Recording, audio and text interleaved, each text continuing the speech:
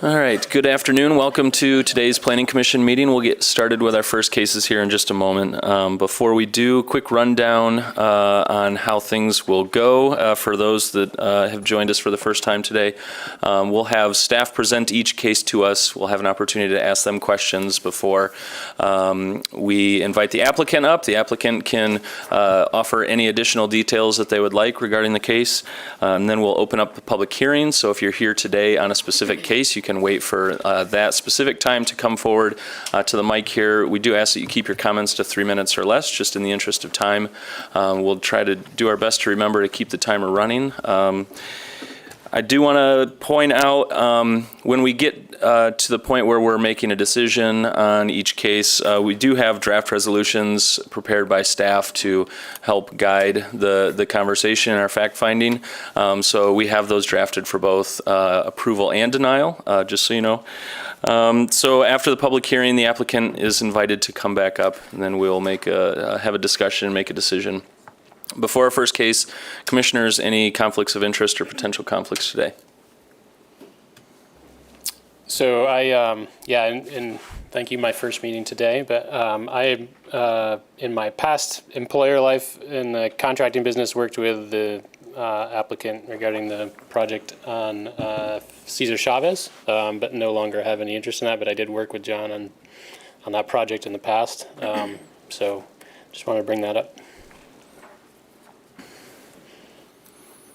But you have no current financial ties or stand to benefit in any way from the project at this point? Correct. That's correct. I would make a motion that Aaron. I can't remember your last name, I'm sorry. That Aaron does not have a conflict of interest in this case. Support, Wallace. All right, any discussion? All those in favor of the motion say aye.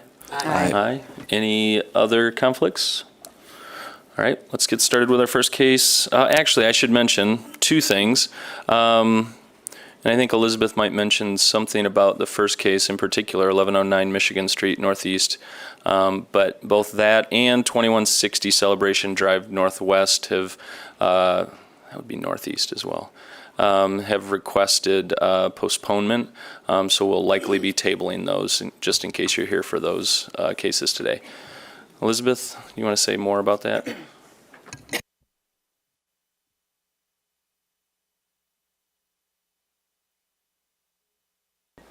The applicant for 1109 Michigan Street is working with the adjacent property owner on finalizing an easement agreement for cross-access across their property. That would be the Family Dollar property. They are still working on some details of that. In addition, the applicant is also considering making proposing some site changes, which would necessitate a reapplication. So as all of that is fleshed out, the applicant is requesting that the matter be postponed to March 9th.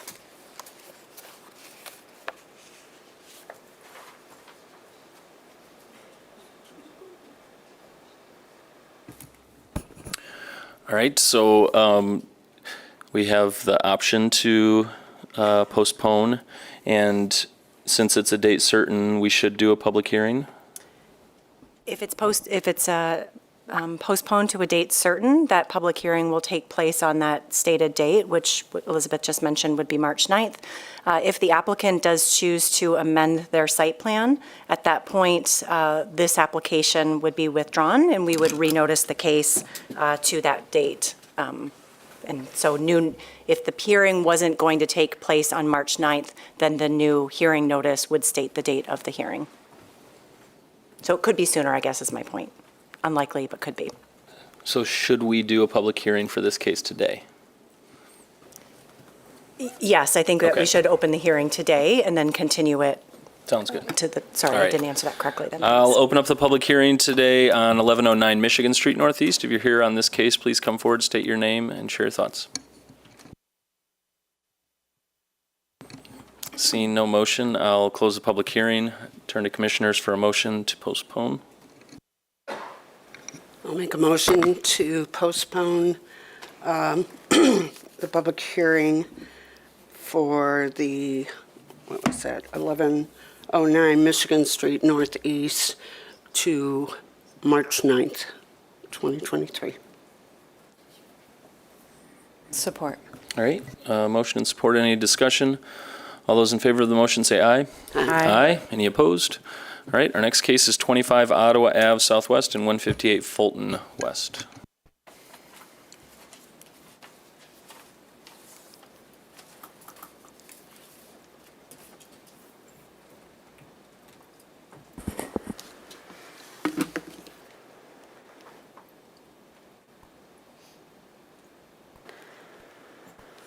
Okay.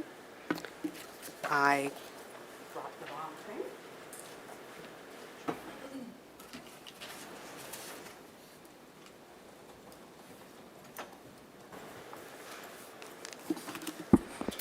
Okay. So Social House Kitchen and Bar is located at 25 Ottawa Avenue Southwest and 158 West Fulton. The main establishment is on Ottawa, and the outdoor seating area is on actually a different property on West Fulton. And that's the reason why we've included both those addresses. So Social House Kitchen and Bar is asking today to operate with indoor hours until 2 a.m., outdoor live entertainment and dancing. I'm sorry, I said outdoor. Indoor live entertainment and dancing until 1:30 a.m. And then outdoor uses, outdoor seating with alcohol service on the existing patio and a proposed expansion of the patio to a deck with hours until 2 a.m. And then outdoor live entertainment until 1 a.m.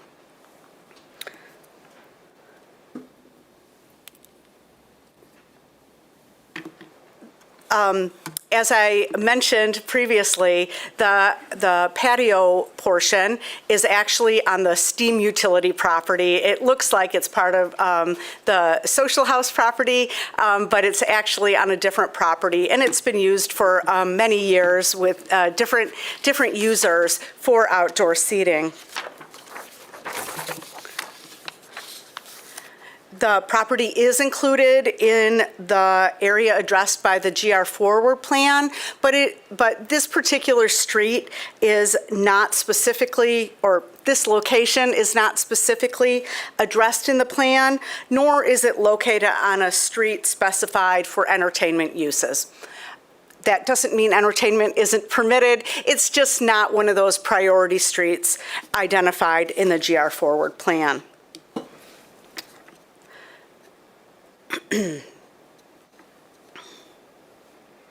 As you can see in this Google Street View image, the patio is enclosed with a half wall and vegetation, and there's also an accessory structure on the right side of the screen that accommodates additional seating. According to the submitted floor plan, the existing patio space seats approximately 60 guests, 40 guests on the open patio with an additional 20 guests in the accessory structure. There's no on-site parking, but this is the downtown city center zone district, and parking isn't required.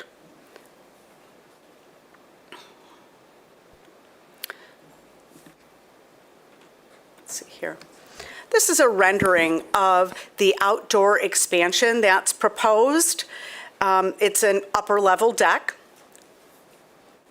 It's about 885 square feet. And that expansion would add 43 new seats above the existing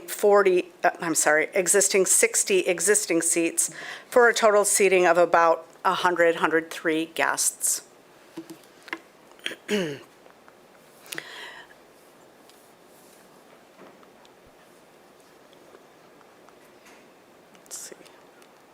Go back here.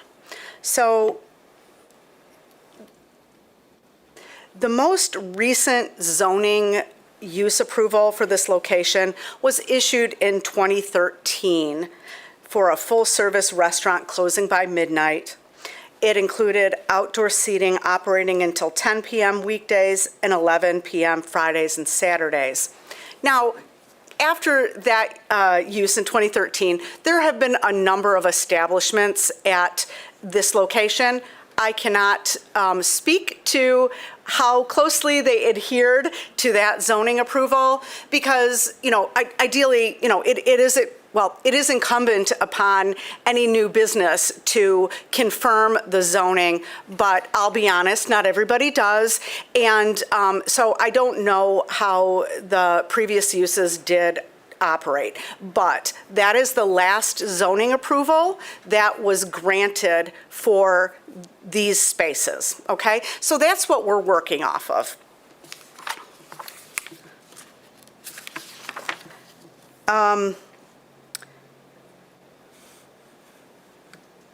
One of the conditions of approval in that, or one of the conditions in that approval did specify that except for live entertainment permitted accessory to the operation of the basement bar, live entertainment open to the public and/or dance club or dance uses shall be subject to special land use requirements. And like I said, I don't know how the uses have been operating over time, but we do know that, Social House has been operating, has had live entertainment and has had dancing, both indoor and outdoor with the live entertainment. And those hours exceeded what was originally approved. This came to our attention when the applicant wished to do this deck expansion, and at that time we reviewed the zoning approvals, and so that's why we are here today to talk about this. So, given that this is downtown, there are a number of uses with outdoor seating and alcohol service in the vicinity. I did include a couple of attachments in the packet there if you wanted to refer to them. Relative to outdoor live entertainment, those approvals are much more limited, okay? In the staff report, we do have a list there. We've got 20 Monroe Live, Rockwell and Republic. Both of those are required to end by midnight. Founders, The Intersection, and New Holland end by 11. And those are on the weekend hours. Of course, weekdays, Sunday through Thursday, the hours that are permitted are usually are less, okay? So I mentioned that as something that you may wish to consider when in deliberation of this.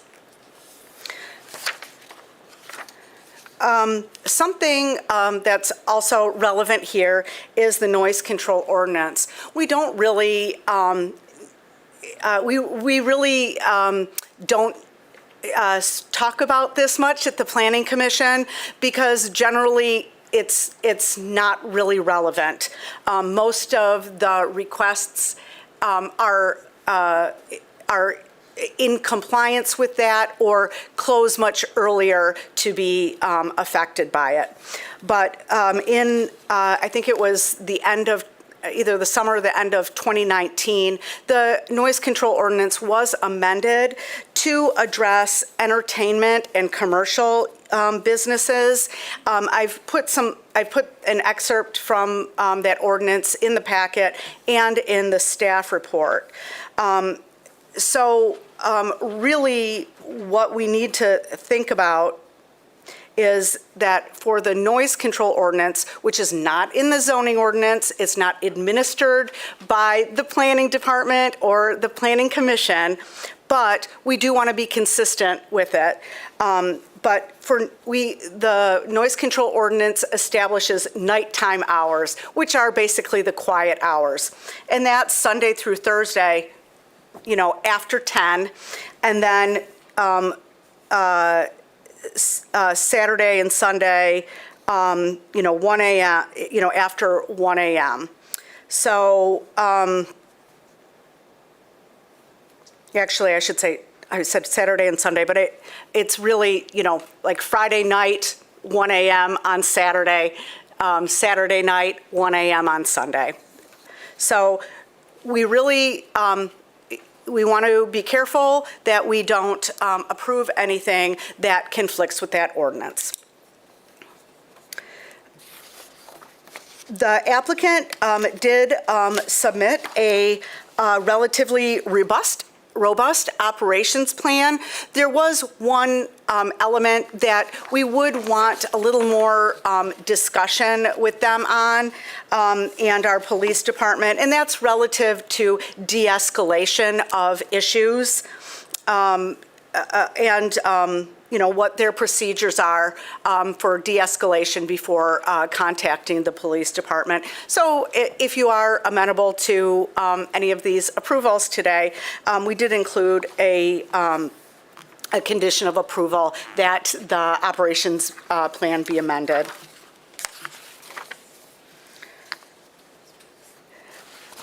We have received a letter of support from the property owner, and we have received several letters of concern from residents of Plaza Towers, and they cited noise disturbances with the current operations and outdoor music. And perhaps there may be some people here to speak to that. I also received a couple of calls on the phone about that. So those noise complaints, those were, folks are calling the police department, and we have had a complaint that's gone through code compliance. So in sum, we're looking at indoor hours of operation until 2 a.m., live entertainment and dancing indoors until 1:30 a.m., and then outdoor seating and outdoor entertainment with the expansion of the deck. Hours are requested until 2 a.m. for outdoor seating and outdoor live entertainment until 1 a.m.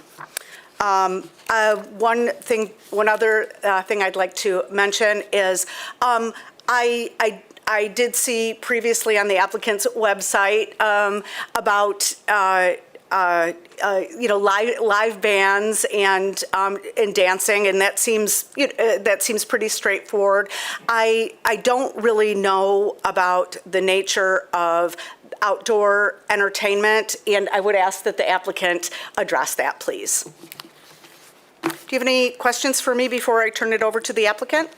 All right, thanks, Elizabeth. Commissioners, any questions for staff at this time? All right, thanks. I'll invite the applicant up if there's other details you'd like to share with us.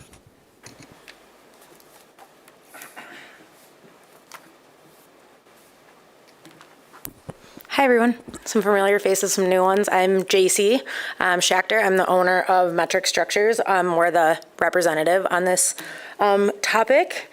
We came into the project as the design builder on this. And as Elizabeth was mentioning, when we applied for the special land use for the increase in patio capacity, we bumped up against some of the, long-standing approval issues.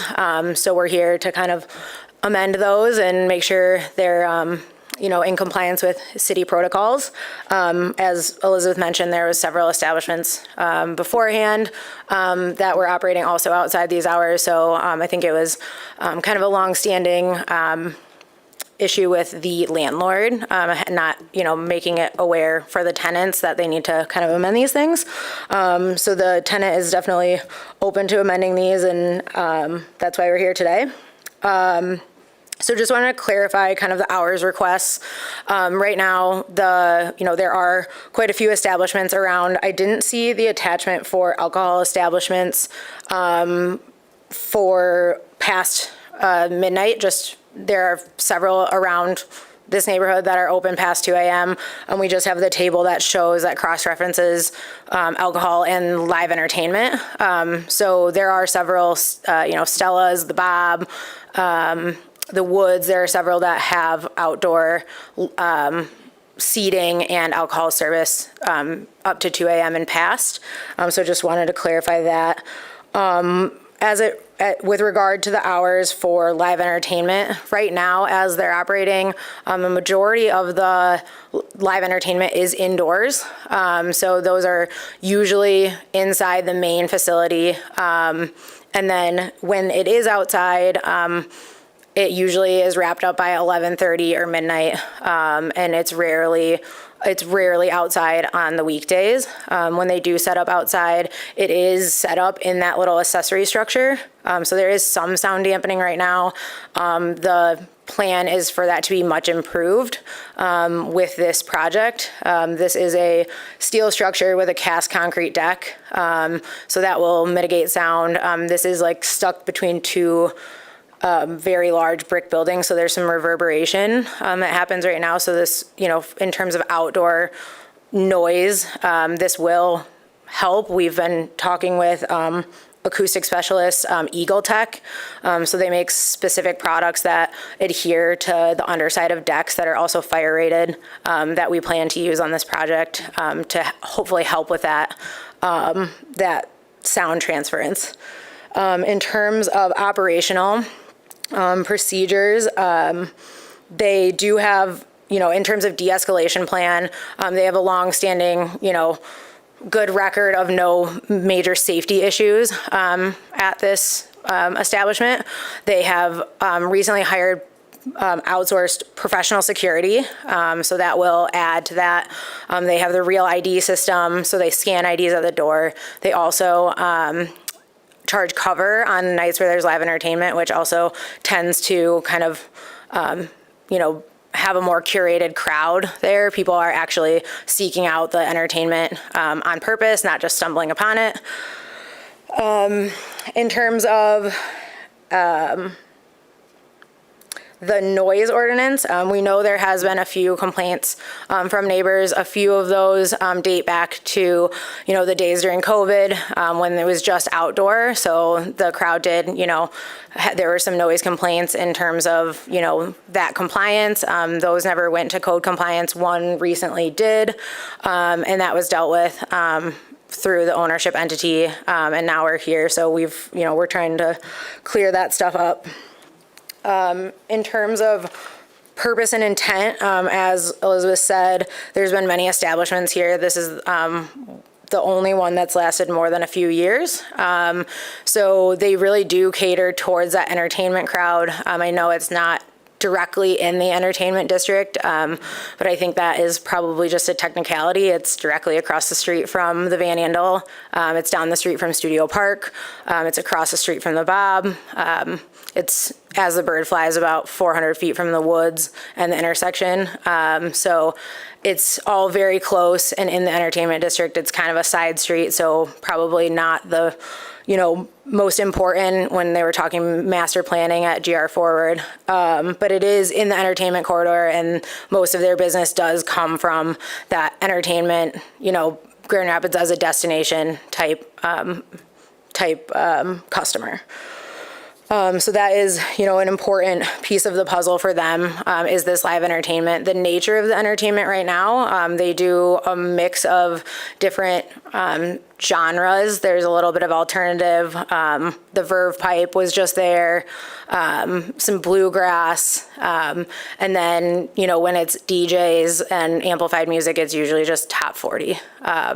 So that's kind of the way it is right now. There's some, they have a couple like 80s nights, so a lot of that type of entertainment. Any questions before I can keep going? No? Then the uses,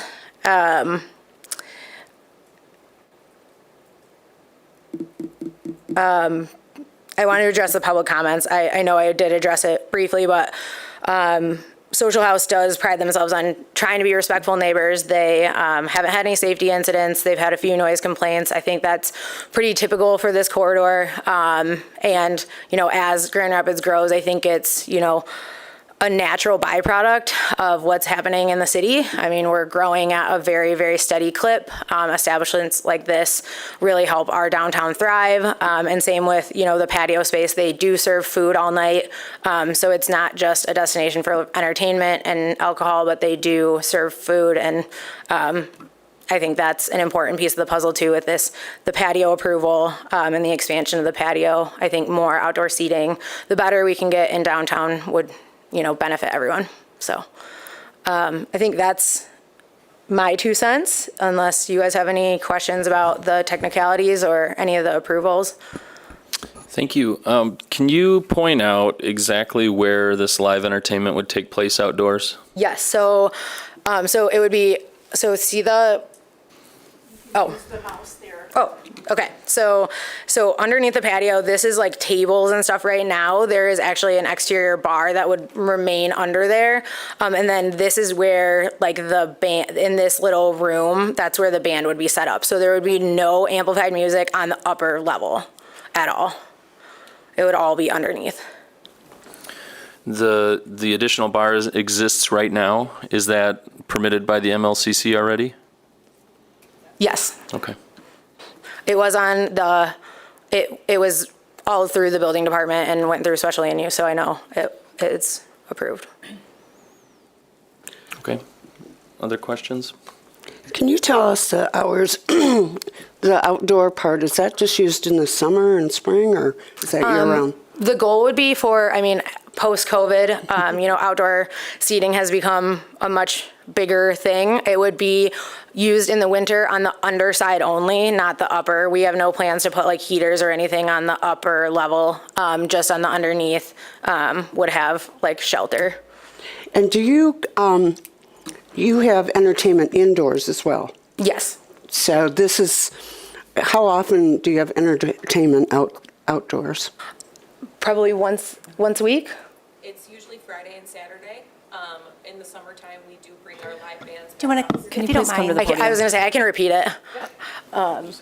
just want to make sure we Yeah. collect it for the minutes, please. Yeah. Hi, I'm Mandy. I'm the Director of Operations at Social House. So right now, we do have music out there on Fridays and Saturdays. In the summertime is when we have live bands on Thursdays. So right now, it's just the 2 nights a week. Thank you. Mandy, could you talk about your kitchen? Could you talk about how long you serve food in your kitchen, how long that's open, please? Yes, so we are open until 9 p.m. The kitchen Our is? kitchen is, yep. And then also, you wouldn't have a situation probably, I'm guessing, where you'd have entertainment indoor and outdoor at the same time? No, nope.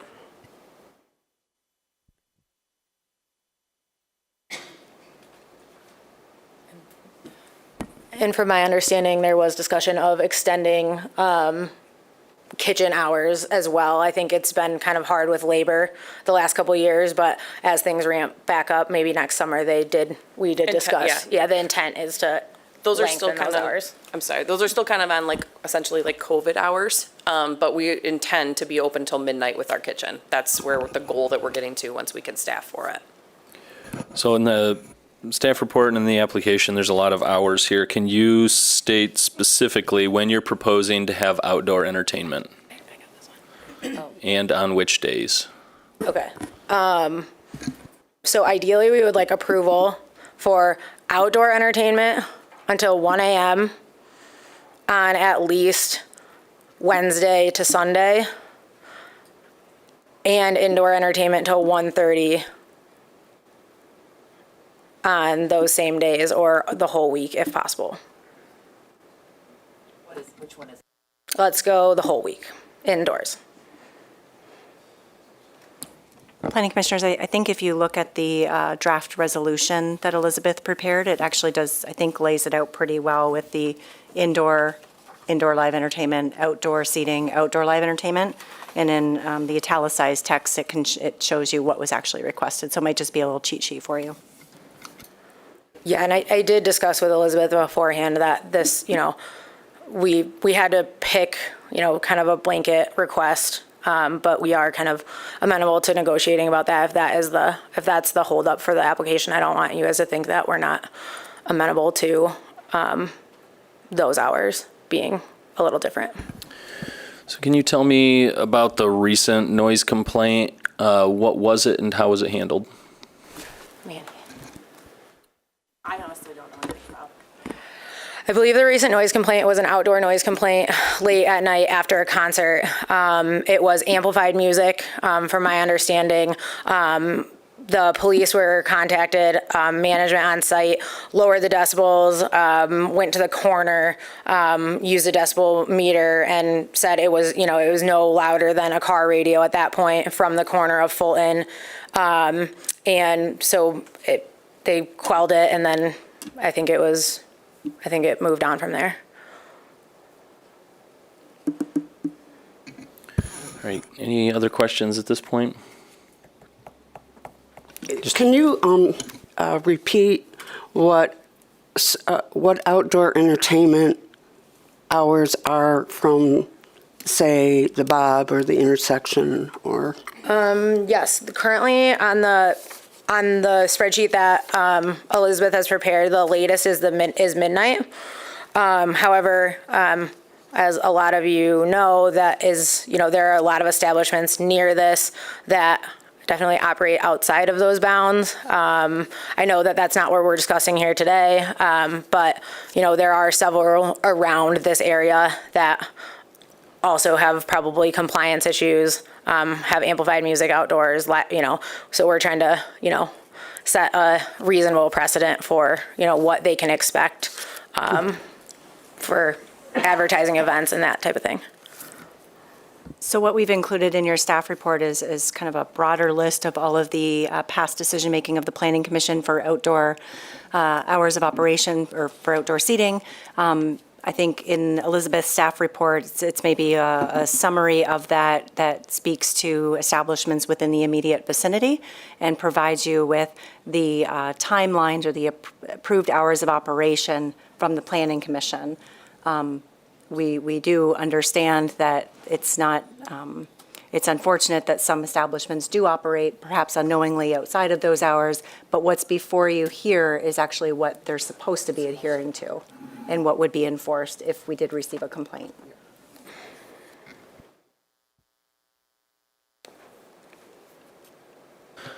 All right, if there's no other questions at this time, I'll have you take a seat, and I will open up the public hearing for this case. Please come forward, state your name at the microphone, and share your brief thoughts with us.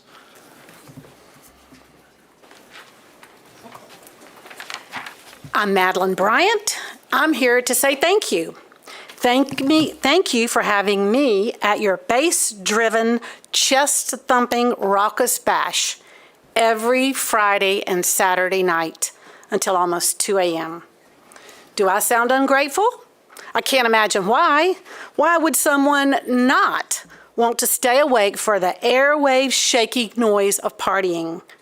Wait, isn't the noise curfew in an entertainment area 1 a.m.? When I called the police in August, before the Bob was reopened, they seemed to think so. Although the police department is right on Fulton, and unless they're deaf, they can hear it. I live at Plaza Tower Condos, above the Marriott Courtyard on the 15th floor, with a white noise machine running full blast.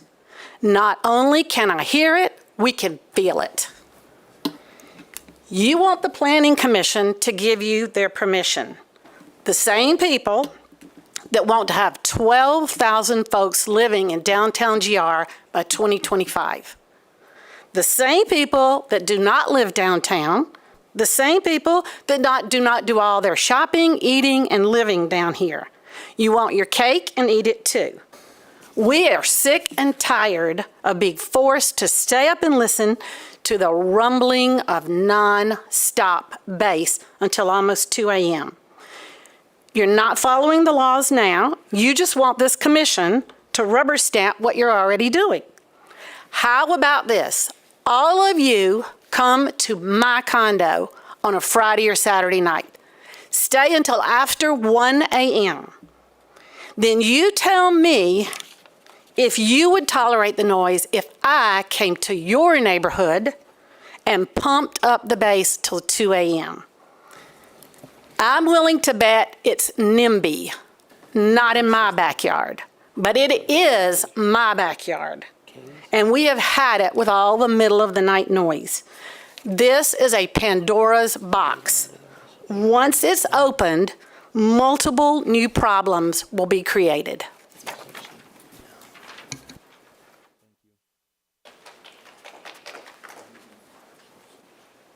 Thank you. My name is Hal Fruit. I also live at Plaza Towers. A number of what I'm going to be doing are, I guess, questions for you to think about, and some will be some statements. One of them has to do with compliance. The group who was applying for this has already said they're not fully in compliant. They're running later.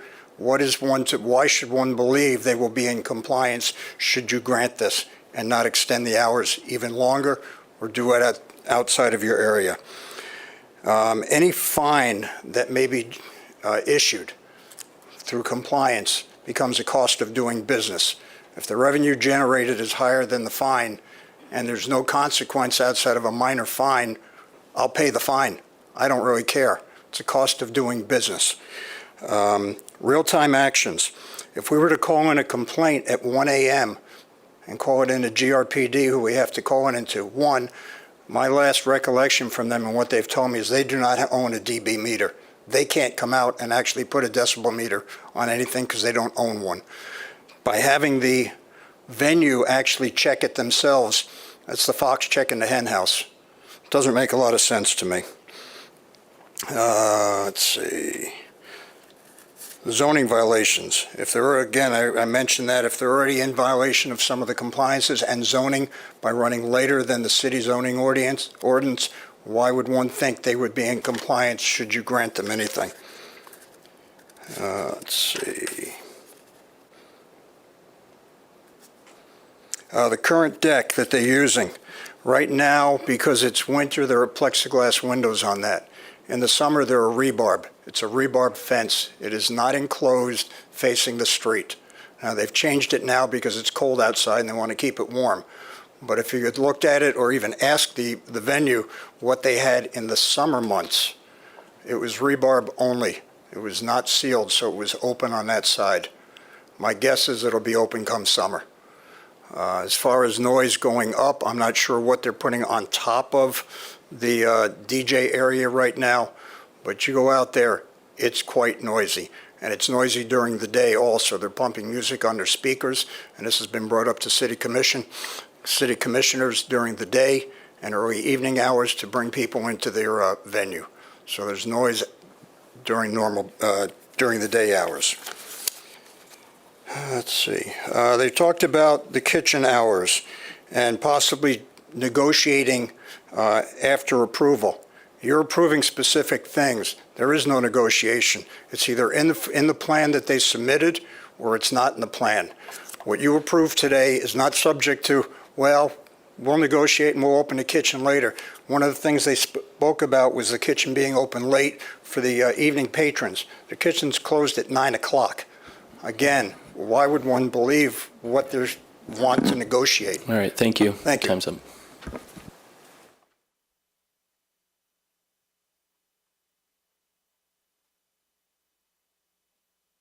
Hello, David Ray, also from Plaza Towers.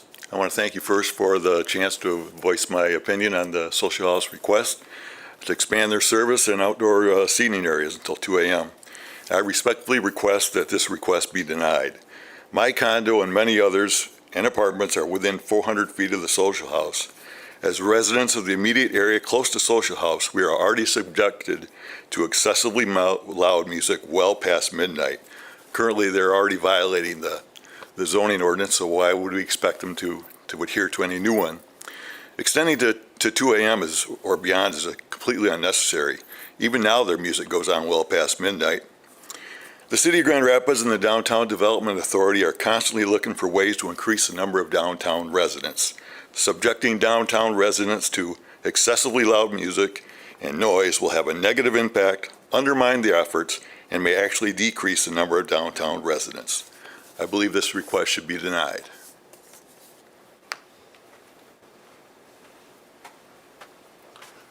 Orlando Villarreal, Plaza Towers resident. I've lived in the city since '98. I've never had any issues with any of the establishments surrounding the Plaza Towers. That includes the Bob, the Gilmore establishment, Flanagan's, North Woods, the Woods. The only one I've ever had issues with is this establishment at 25 Monroe.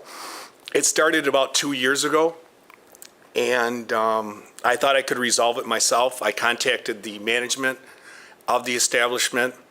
That did not work, so then I contacted the owner. His name is Bob, talked to him personally, and that didn't work. So this past weekend, there was some issues with music once again. This has been ongoing for like I said, 2 years. So I decided to take a visit and personally contact the manager, he's here, he's right there. And I said, look, this is ridiculous. This has been going on now for 2 years. Can you do something about this? Can you turn it down? It was absolutely off the charts on Friday night. Matter of fact, I had my windows closed, obviously, it's in the wintertime. My TV was on. The bass was so loud, you could hear it over my TV. So I finally decided to walk down there Saturday, talk to him. He basically told me, I'll tell him to turn down the bass. I said, good. But he said, well, I can't really guarantee you anything. You're going to have to take it up with the owner. And I didn't call the owner, so this conveniently came up, so I thought I would come here and voice my opinion. And it hasn't been resolved. I also called the police department numerous times. I can't even tell you how many times I called. There was one night I called twice. I called on Friday night. The police dispatcher told me there was no guarantee that they could have someone come out and address the issue because of all the other issues that were going on in the city. So I said, okay. I said, could we document it at least? Because it's just absolutely so loud in here. You know, it was so loud. And she says, no, we can't do that unless someone actually goes out, they document it. So there have been numerous times that I've called the police department that these issues never even get recorded.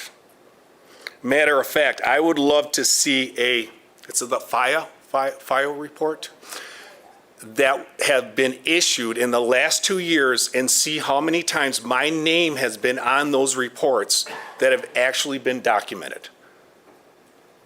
I would assume there's very few. So if nothing's being done with the issues, they're just going to continue. right. They know it. They know they can get away with this because obviously I went to talk to him All to right, resolve thanks. it. Thank you for your comments, sir. Thank you. Anyone else on this case? Come on up.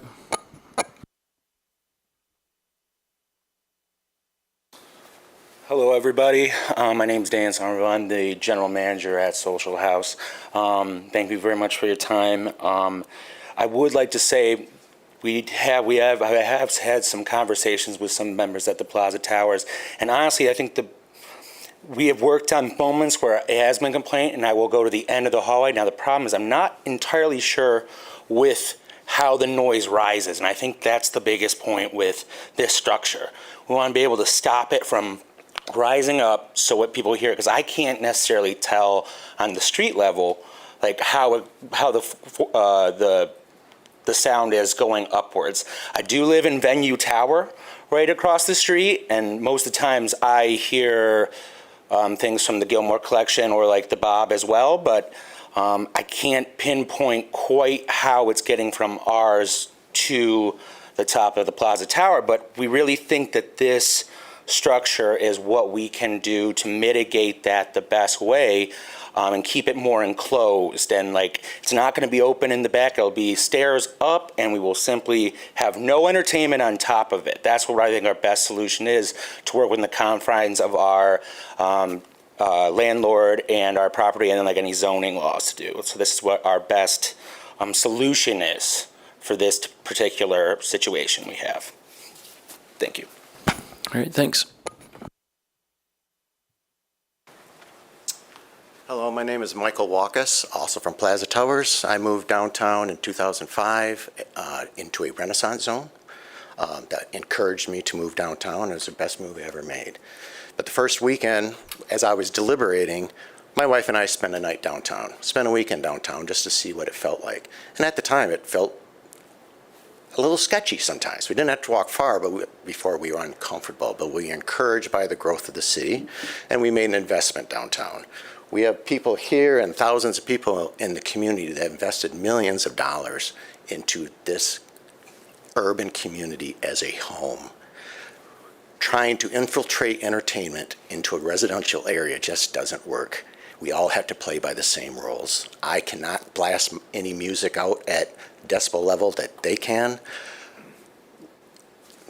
The net out is, I don't understand how one party who is after economic gain, and I don't blame them for that, we're all business people, but why should that desire usurp the need of thousands of residents in this community? And as soon as you pass one, it's going to spread everywhere to the gentrified areas of Bridge Street, Cherry Street, Wealthy Street, all residential areas. This is going to be a problem. Why start? It cannot be stopped. Thank you. All right, anyone else on this case? Last chance. All right, I'll close the public hearing. Come on up, JC, if there's things you want to respond to.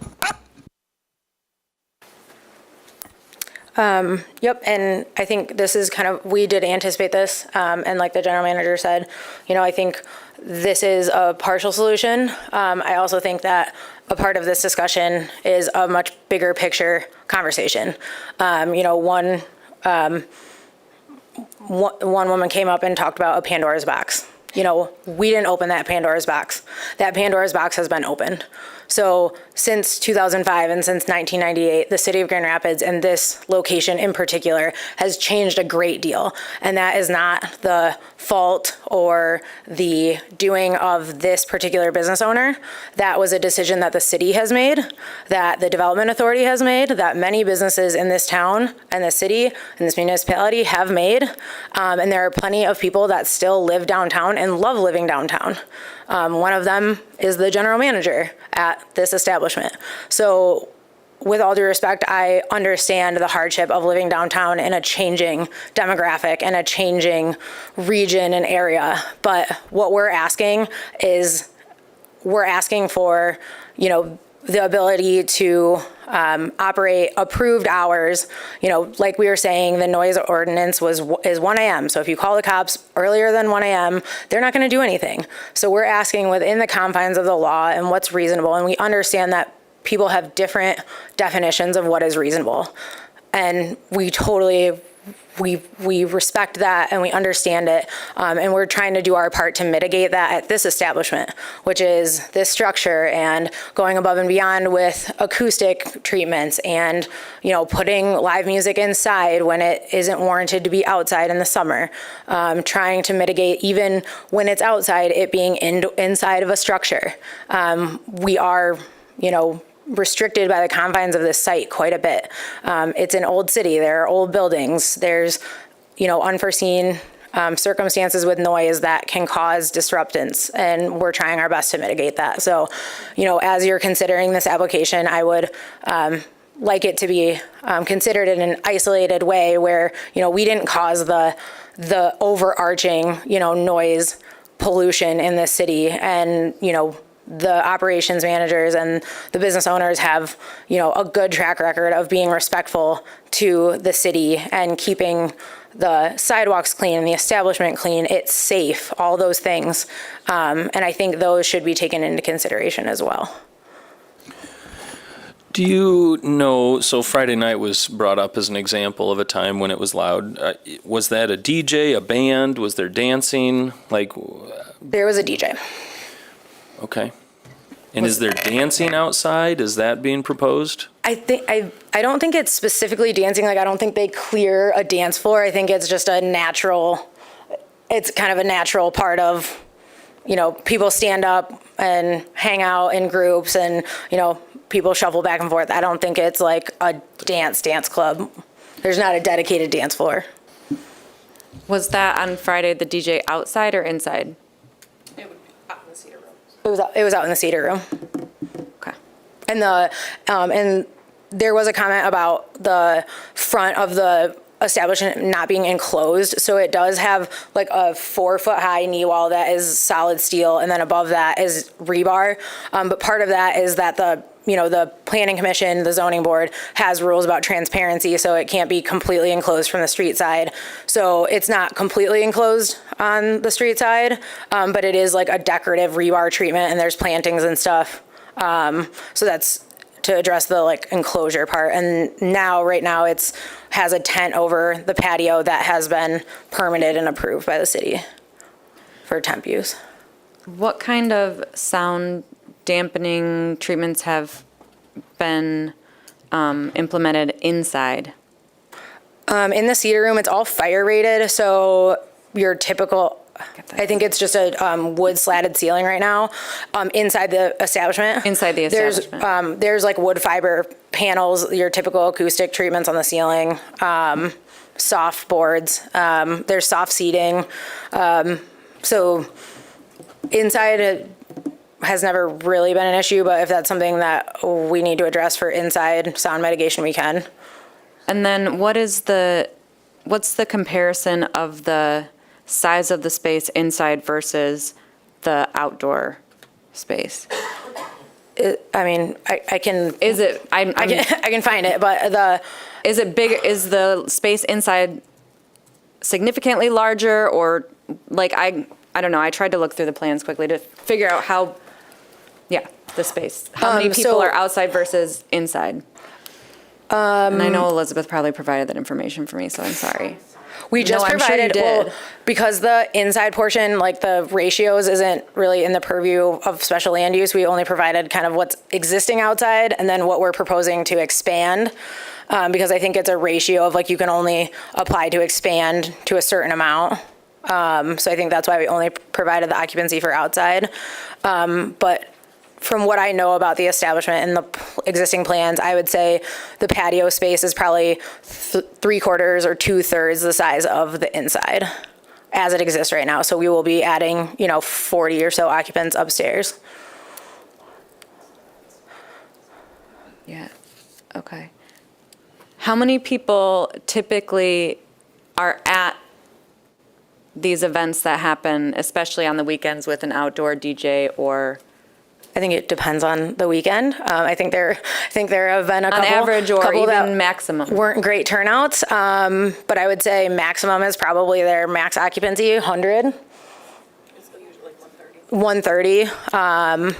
And then smaller ones are probably 30 to 40.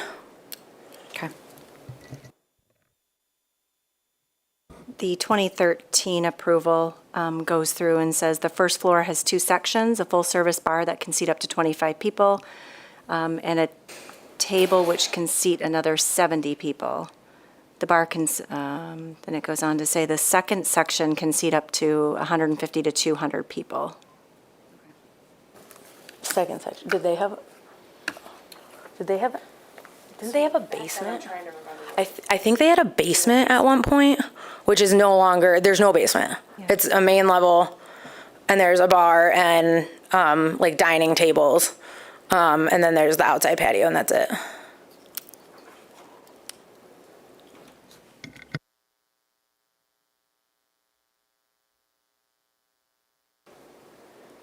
Any other questions, commissioners? The complaints over the noise, just to be clear, are when there's outdoor entertainment, or is it also when there's indoor entertainment as well? The record shows that they're mostly when it's outdoors. Yep.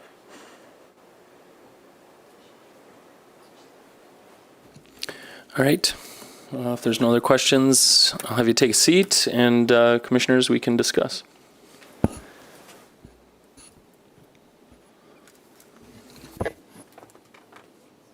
I think that, I know I'm just looking at this chart, and that was included in our materials with all of the variances in terms of like who does what when, what's allowable, what's not. And it's clear that we have sort of a situation here. Because, you know, if you look at like the intersection, for example, you know, we're going, that's like an actual concert venue, right? And 11 p.m. is our cutoff there, and we all know that's not cutting off at 11. I mean, I've been to things there that, right? That's for outdoor. No, I understand. Okay. And I still maintain the same opinion of that. So, I don't know, I think, you know, our neighbors are important. I'm not sure that, you know, usually in a situation like this, I ask the person before us, do you think you're a good neighbor? And I think that they would say that they think that they are, and that they're trying to make the correct, and they're trying to correct some previous wrongs that have occurred. Noise complaint enforcement, I know that's not like our purview necessarily, but that's concerning me just as a citizen, generally speaking, that responsiveness is not happening in that public safety space. When someone calls, they should be able to, you know, get a response. You know, living downtown is complicated. I mean, we all know that from a variety of different standpoints. But I'm not sure that, you know, penalizing venues is the answer here, but I'm also not sure that ignoring the problem is the answer either. So I guess I'm willing to hear or think about or try to help problem solve with some situations that can work for both parties. But I don't know, like, I feel like our power doesn't really, extend to these other areas where we're seeing sort of these, like, issues that are being brought up by our public comment, for example. Like, there's a lot of things that have been brought up that we don't technically control here on the Planning Commission, for example. So, I don't know, I'd like to hear what some of the other commissioners think about this situation as current and what the potential might be for some solutions.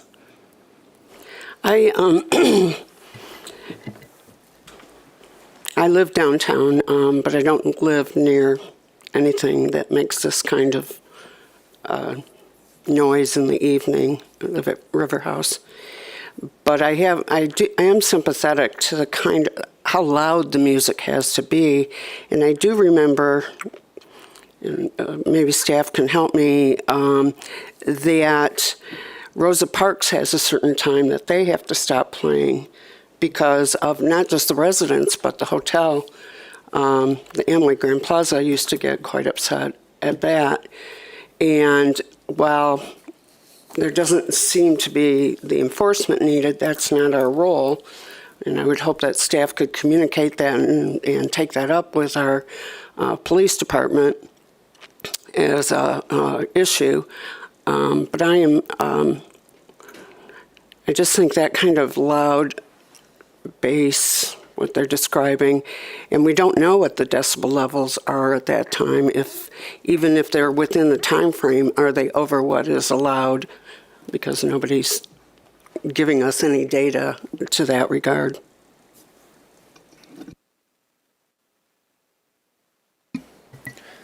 Yeah, I guess I would like to see some sort of like sound like study, or like that they would have to show that, I don't know, they'd have to demonstrate somehow to staff that like they know what the level that's allowable based on what's allowable in the ordinance. So, I mean, if they haven't done that they have, as an operator and a neighbor, have the reference for themselves, like, oh, we thought we were, but this is actually the level of what is allowed. So that would be something that I think might, I don't know, I guess I'd like other people's comments on that. But I also think that outdoor seating is one thing, and outdoor live entertainment and amplified music and DJ is another. And I think that the hours for outdoor entertainment should be limited.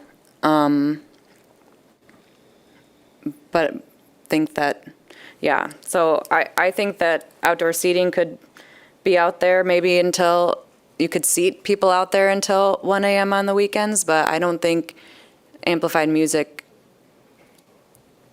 outside, I don't know, I think that it's a little unreasonable. Especially when you have a significantly larger space inside that you can have indoor live entertainment. And that, I would think that the longer hours are more reasonable, although not until 2 a.m., but like up to 2 a.m. You have to time for tear down or whatever. But yeah, that's my position.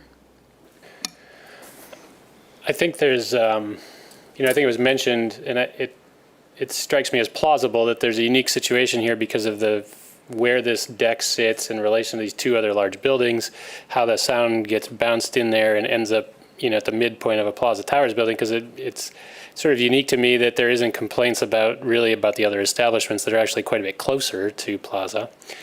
So to me, it's plausible that putting an upper deck on this with the proper sound attenuation and some effort put into that might make a difference. But in this case, I'd have to agree. I'd almost like to see that happen first and see the complaints about noise during allowable hours reduced, and then come back and talk about, okay, can we increase the hours, right? Because I do feel like the deck may make a significant difference in the noise transmission levels that get all the way over there. It's actually, fairly far and around a large building.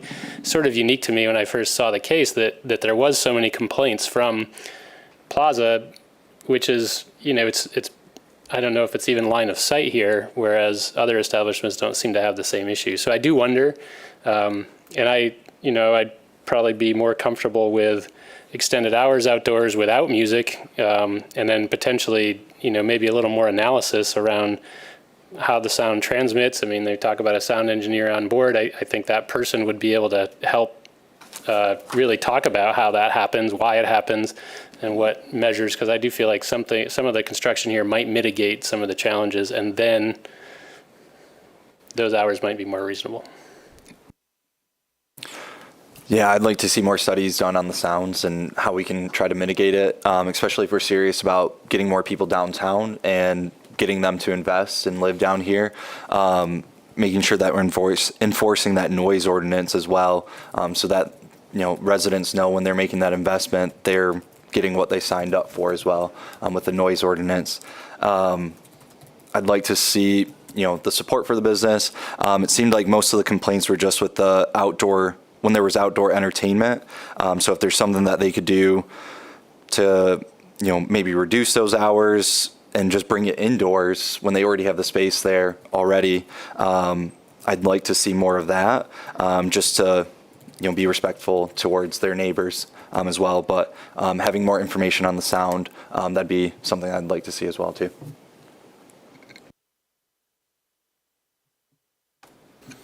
Yeah, I think, like Commissioner Joseph said, I don't have a problem with the outdoor seating and the extended hours there. JC, you mentioned the current approval that you're operating under dates back to 2013, but all operations were to cease by 11 p.m. for outdoor, and there was no provision for outdoor amplified music. So we're way outside of that right now, and I don't know that, I think to Aaron's point, it makes sense to maybe limit what we approve today, but then in the future, if it's proven that that this structure and some of the sound, the amplification issues are addressed, then maybe they could come back for an expansion.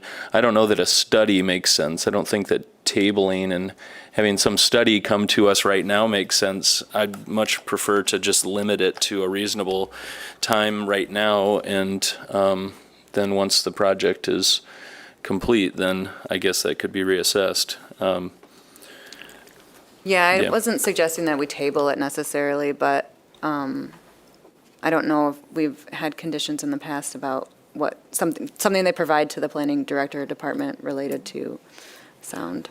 Do we, I guess this is to staff, do we,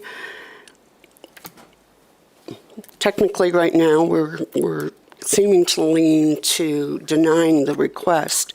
Do we have to make any changes to what they're currently, I mean, we already have a current 11 a.m. or p.m.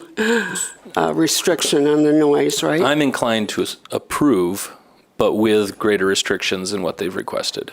That's my inclination. So, Yeah. so separating the indoor from the outdoor for a moment, if indoor live entertainment is approved, the ordinance does have a soundproofing study that would be required as part of one of the use standards underlying conditions. So I think if the Planning Commission is generally comfortable with that 2 a.m., then you would also, by default, be requiring the applicant to submit a soundproofing study as part of that permit process for us. Going to the outdoor, the use itself for the outdoor seating, I mean, the ordinance does limit outdoor seating to 10 a.m. or 10 p.m. or 11 p.m. Weeknights to weekends. And so I think that there needs to be some articulation as to if we're going to go beyond that 10 p.m., 11 p.m. Standard of the ordinance, because that was trying to recognize in our mixed-use commercial zone districts that we are trying to balance where people live and where we want to play as well, and where businesses can operate. And so while this is downtown, so I think that that is one point of why going beyond 10 p.m. and 11 p.m. might be appropriate, but I think we need to think through. I like where the Planning Commission is going, that perhaps outdoor seating itself, the serving area can go beyond, but perhaps limiting the live entertainment to something greater, and maybe even adhering to the standards of the ordinance, which is the 10 p.m., 11 p.m., or something similar. So that's outdoor entertainment ordinance, or is that the zoning- default outdoor seating? That's the default outdoor seating. Okay. Yeah, and we've typically applied that fairly consistently to those hours in the traditional business areas for seating and outdoor entertainment. For downtown, clearly in the staff report, you can see that we've pushed it maybe an hour or two later, depending on the location.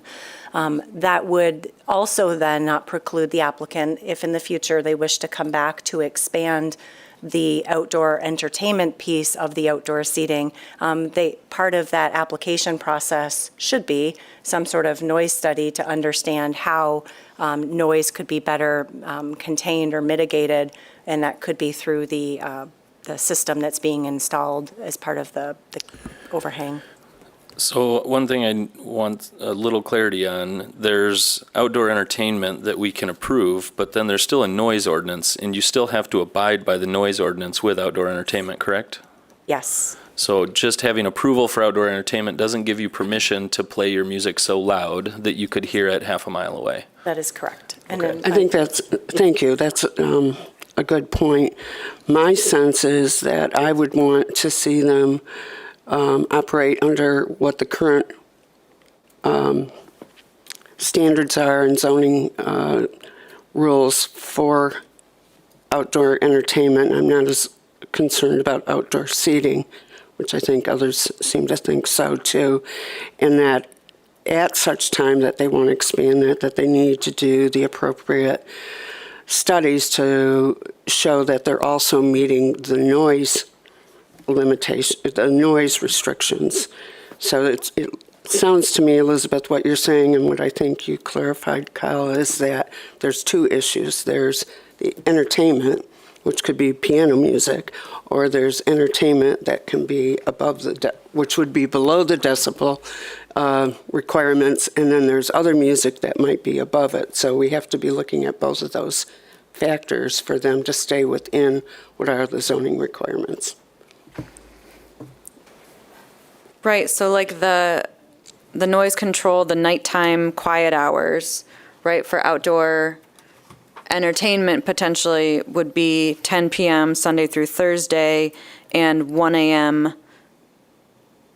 essentially Friday night and Saturday night. So 1 a.m. Saturday morning and 1 a.m. No, it's 11. Sunday. It says 1 a.m. in my I know, but draft ordinance. Is that incorrect? Or my draft resolution? Am I wrong about that? Yeah, number 6. Yeah. that's what they want, but that's not No, what the what they ordinance want is. is 2 a.m. Okay, but if I understand right, the zoning requirements right now are 11 p.m. on the weekends, Yeah, so that it's current approved? currently approved, So yes. there's the use and then the noise, the volume. So right? So it doesn't say that you can't have anything outside past the noise ordinance. That's just saying the volume that's coming from that use is subject to this. Right. So, got it. I'm still trying to figure out how we word this. Well, Do we change the whereas section, which talks about the hours? the whereas section, I think, would be automatically updated, but I think it would be helpful to go through the sample conditions that we've prepared, and especially 3 through 7, to be very specific that the indoor is permitted until what is the appropriate time. They are asking for 2 a.m. And going through that, I think Elizabeth did a nice job of laying out these kind of 4 pieces, if you will, of indoor and outdoor. So if you want to run through those, I have no problem with 2 a.m. for indoor operations. I agree. And I agree with that. their request was 1:30 for indoor live entertainment. I also don't have a problem with that. I agree. I agree. The windows and doors shall remain closed during indoor live entertainment performances. That's really typical of other approvals that we've granted, so I would suggest that that makes sense.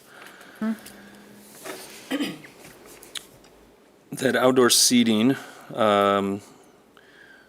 in the upper level deck are permitted, consistent with the noise control ordinance, which I think has to do with not the entertainment or the music, but just outdoor seating and general conversation. 10 p.m. until 10 p.m. through Sunday through Thursday, and 7 a.m. So that's the quiet hours that's in the ordinance. So it'd be outdoor seating until 10 p.m. Sunday through Thursday and 1 a.m. Saturday, Sunday is. I would suggest that we can expand that outdoor seating allowance midnight during the week and 1 a.m. on the weekend. But that would not include the entertainment. Correct. Correct. I think that's consistent with what we've done in a lot of these. Now, granted, we look at what we've limited or restricted other folks to. We take each of these case by case, and there's unique circumstances for why we've done these things. So I think it's important to remember that with this case. Outdoor live entertainment, I don't know what consisting of blank might mean, but a banjo, consisting of a banjo, yeah? I guess, think of amplified I don't know, I was sound. thinking it was either allowing amplified or not amplified. Yeah, it could be that.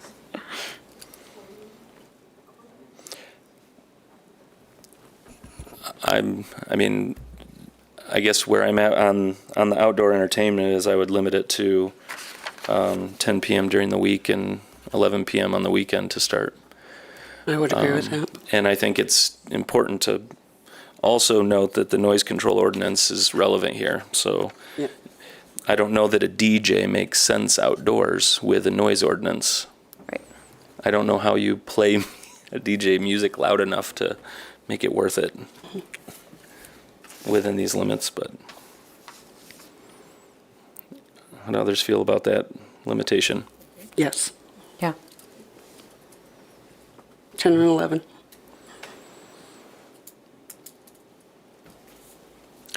I don't feel like tying food sales to approvals makes much sense. I think there's too much fluctuation in the industry and challenges in operating a business, and I'm not sure that that's ever been enforced.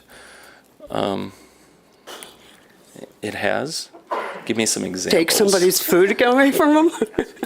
Well, it's been enforced in that when a business transitions from a previous approval, which was a full-service restaurant, to strictly a bar, then we have flagged it. So there was one on Michigan Street, for example, by Diamond, was not a recent one, was one that strikes me, that it was no longer serving food, it was just serving alcohol. So we do enforce it. Thankfully, it doesn't come up that often. Well, and that's a different use, right? From a restaurant you can have alcohol sales until midnight by right versus a bar without food, not considered a restaurant, would be a special land use, right? So I don't know that SLU would carry forward.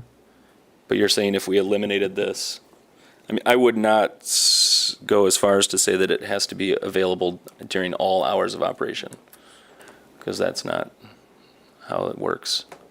Would you just Anywhere. take that out? Well, we don't want it to not, we want it to be a restaurant, right? So I guess, I don't know.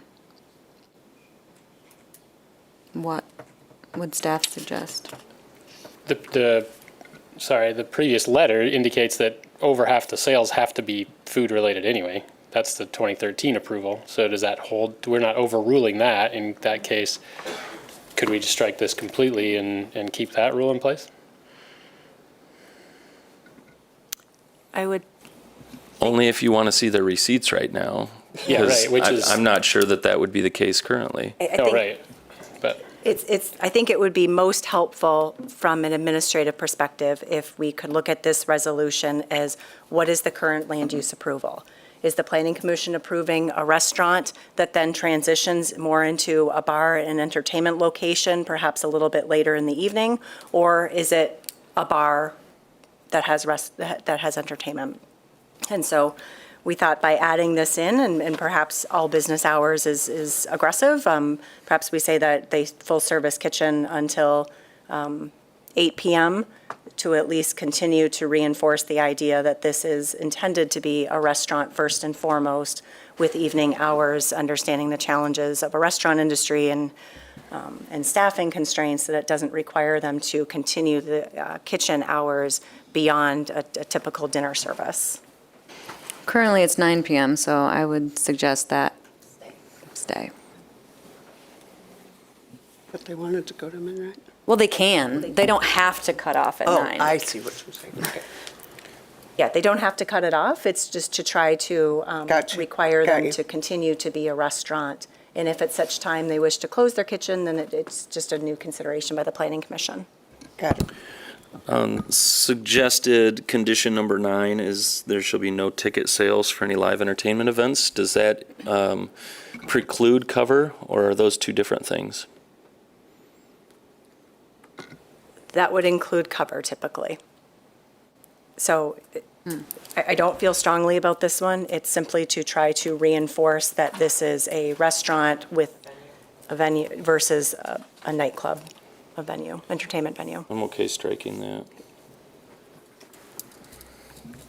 With the other measures in place, with the hours of operation and the kitchen, I think it becomes immaterial for us. Any other discussion or thoughts? No, I guess overall, I think the use is appropriate, but I think what we've gone through to limit or mitigate potential negative effects on the neighbors is appropriate. I'm happy to make a motion. Thank you. Now therefore be it resolved that the Planning Commission approves the special land use request of Social House Kitchen and Bar Robert J. Larson for operation of a bar and restaurant with outdoor seating with alcohol service, live entertainment, and dancing for the following reasons. The proposed uses will be consistent with the purpose and intent of the master plan and zoning ordinance, including the zone district, because the proposed use will provide for bar patrons a use that is common in business districts and support the vitality of the local economy by encouraging investment, diversifying the economic base, and expanding employment opportunities. The proposed use will meet the site plan review standards because the proposed deck improvements will not impede the normal and orderly development or improvement of surrounding property uses. The proposed use will be compatible, harmonious, and appropriate with the character and uses of the neighborhood and adjacent properties because the use will support the purpose and intent of the TNCC zone district by providing interesting and fun places to eat and socialize with a mixture of ages, social peers, coworkers, and families. And concerns expressed about potentially detrimental aspects of the operation will be addressed with conditions intended to mitigate their impacts. Potentially adverse effects arising from the proposed uses will be minimized by limiting the hours of outdoor entertainment and appropriately locating the outdoor uses along the street as well as adequate screening and landscaping. The proposed use will not be detrimental, hazardous, or disturbing to existing or future uses or to the public welfare by reason of excessive traffic, noise, smoke, or odors because the hours of outdoor entertainment and amplified music are limited. The proposed use will not adversely affect the walkability of the neighborhood, impair pedestrian circulation patterns, disrupt the continuity of the urban street wall, or otherwise hinder the creation of a pedestrian-oriented environment. Because amplified music and live entertainment in the outdoor seating area will be reduced at an appropriate time as not to disturb nearby residents. The proposed use will not be detrimental to the financial stability or economic welfare of the city because the use is not anticipated to result in nuisances that require code enforcement actions, and the use will encourage other investment in the area.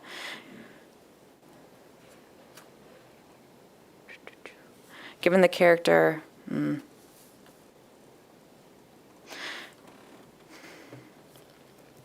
sorry.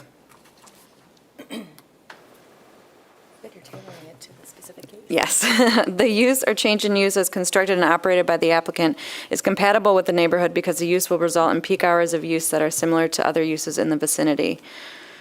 The use as proposed will be to be operated by the applicant will not have any or minimal negative secondary effects on the neighborhood because the use is not anticipated to result in nuisances that require code enforcement actions because the hours of outdoor entertainment will be limited. Be it further resolved that the following conditions of approval shall apply to this project. Standard condition set A, approvals, which is shown on your screen, but I will also read, that the application and plans submitted by the applicant and signed and dated and stamped by the planning director shall constitute the approved plans, except if plan elements do not meet ordinance requirements and/or as amended in this resolution. That the use shall operate according to the application and per testimony as recorded in the Planning Commission minutes. That this approval does not include any proposed signs and any future signs shall be subject to the requirements of Article 15 of the ordinance and permits received prior to installation. That a land use development services LUDS permit, building permit, and all other required permits be obtained from the City of Grand Rapids prior to the construction, demolition, or operation. That any expansion of the approved special land use requires an additional special land use review and approval by the Planning Commission.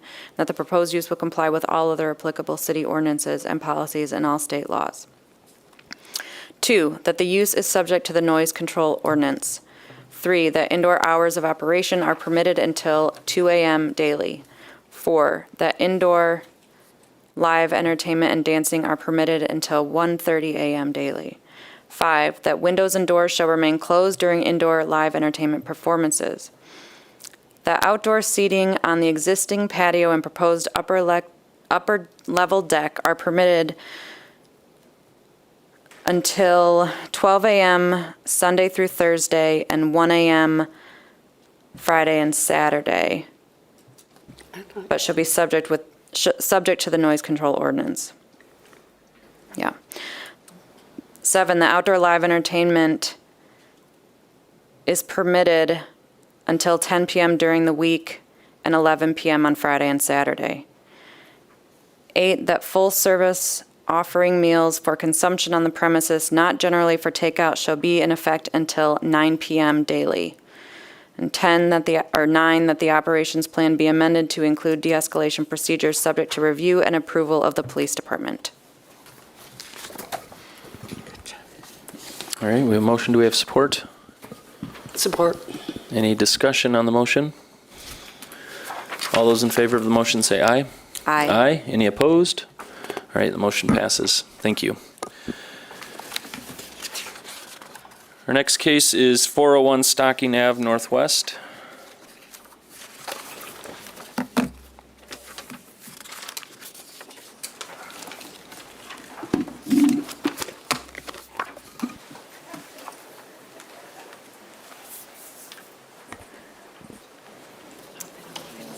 I know, I was just thinking that too.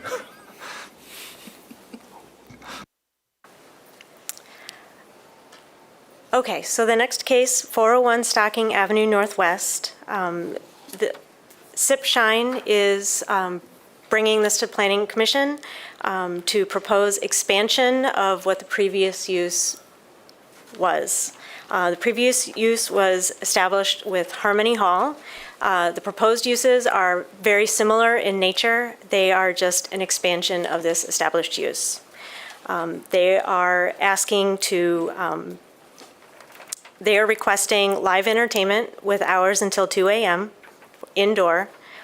They are also expanding an outdoor rooftop patio and asking for outdoor seating on this rooftop deck until 10 p.m.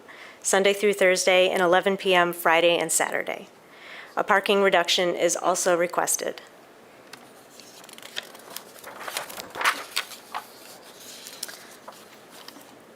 This property is located in the traditional neighborhood transitional city center. The use is appropriate for the location and position of the building.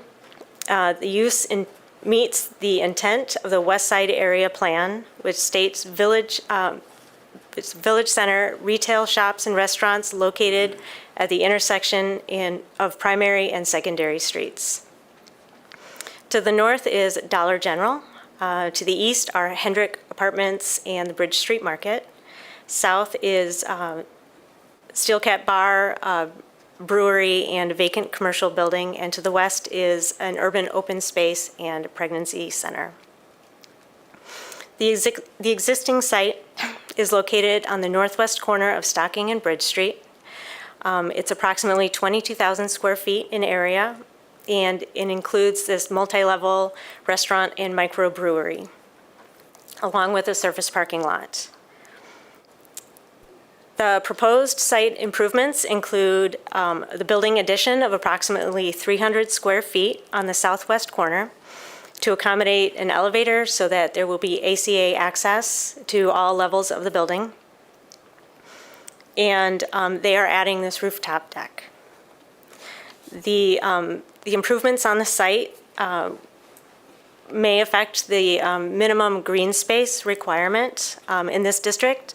10% green space is required. Currently, there's 4% green space on the site. So with this expansion of the building, green space will be slightly reduced. The dumpster enclosure on the site is appropriately located. However, Planning Commission should consider a condition requiring the dumpster enclosure to meet the current zoning requirements. Part of this request is a parking waiver. In this zone district, the parking requirements for a restaurant is a half space for 3 people sitting indoors. Their addition of the outdoor seating doesn't affect the parking calculation.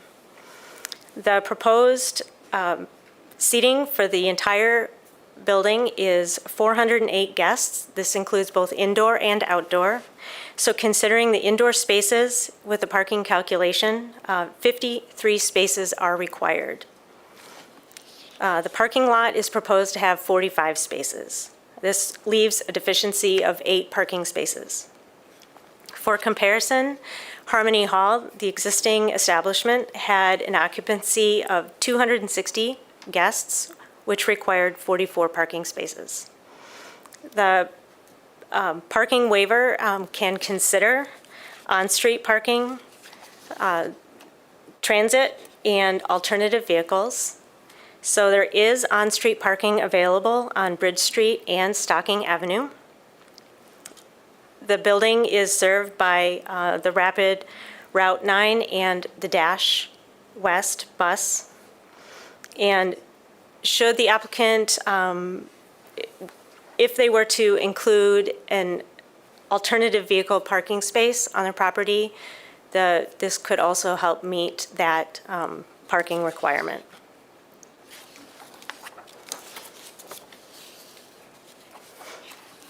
So using reductions for on-street and district parking, transit, and the alternative vehicle parking, with all of these things together, the parking deficit could be met.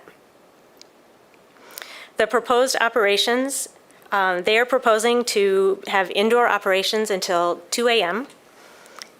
Initially, they will not be open that late, but they wanted to include that for the potential of staying open that late. Initially, it will be 10 and 11 on weekdays, and 2 a.m. on Friday and Saturday. The proposed hours of operation for the outdoor seating portion would be 10 p.m. on weekdays and 11 p.m. on weekends.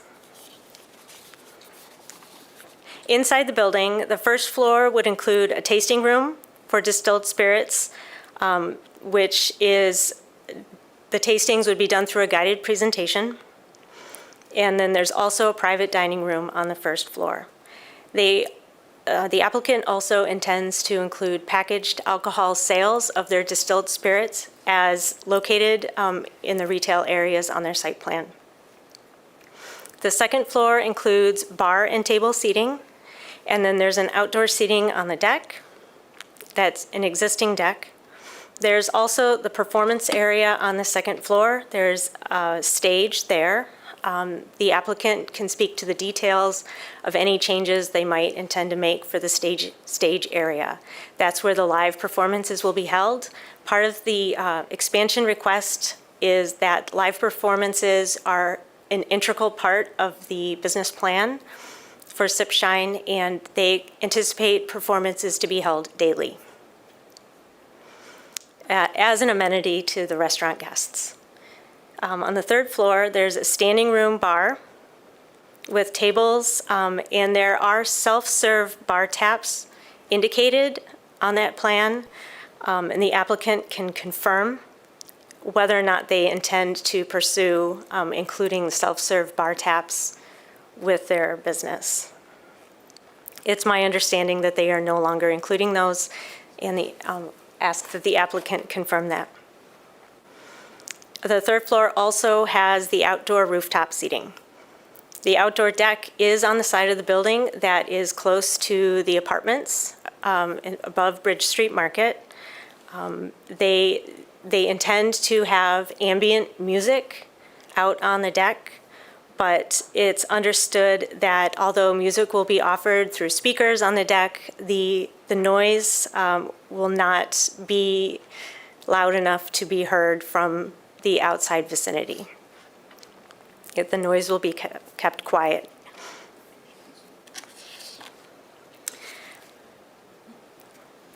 The applicant had, regarding neighborhood engagement, the applicant hosted an open house that included invitations to area businesses and neighborhood and business associations. And there have been letters of support received from the Neighborhood Association, the West Grand Neighborhood Association, and several business owners.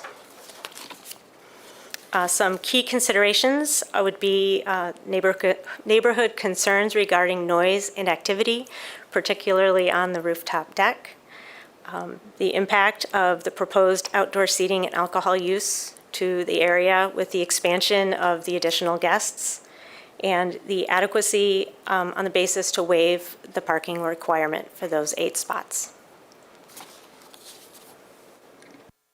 All right, thank you. Commissioners, any questions for staff at this time? All right, I'll invite the applicant up or applicant's representative to see if there's any other information you want to share with us. Shocked me. My name is Kyle Search, managing partner of Sip Shine. I just want to touch on a couple of key points. The rooftop deck, the idea behind that is just to get a very nice view of the city. This is not an entertainment space. There will be no live music out there. There will be no bass, no DJs. This is a very ambient noise, just a very nice view of the city. We're really just looking to enhance the view of the city and give some people a nice place to sit. There will be no self-service on the third floor. We will be putting a bar up there that will be manned. It was a great idea until it wasn't. We also the acoustic music that we're saying that will be performed every day is, again, this is not a band. This is something for ambient music, just to give the patrons something nice to listen to. Just a different environment than what we're typically used to at a bar or a restaurant. So it really is just to enhance the experience. The expansion of the elevator, the side building there, that was to make sure that we could get everybody up to the third floor easily and We also, if you look on the third floor, there's a ramp that is going to be installed for access to the roof. So we tried to do everything we could there. I think that's all I have for you. Thank you. All right, thanks. Any questions for the applicant? Just one, is food going to be available on all floors, like in the tasting room and on the third floor? Or is it just in the second floor restaurant? Just the second floor restaurant. The top will just be for basically waiting to get to the restaurant. Okay. And then the first floor would just be a tasting room. Okay, thank you.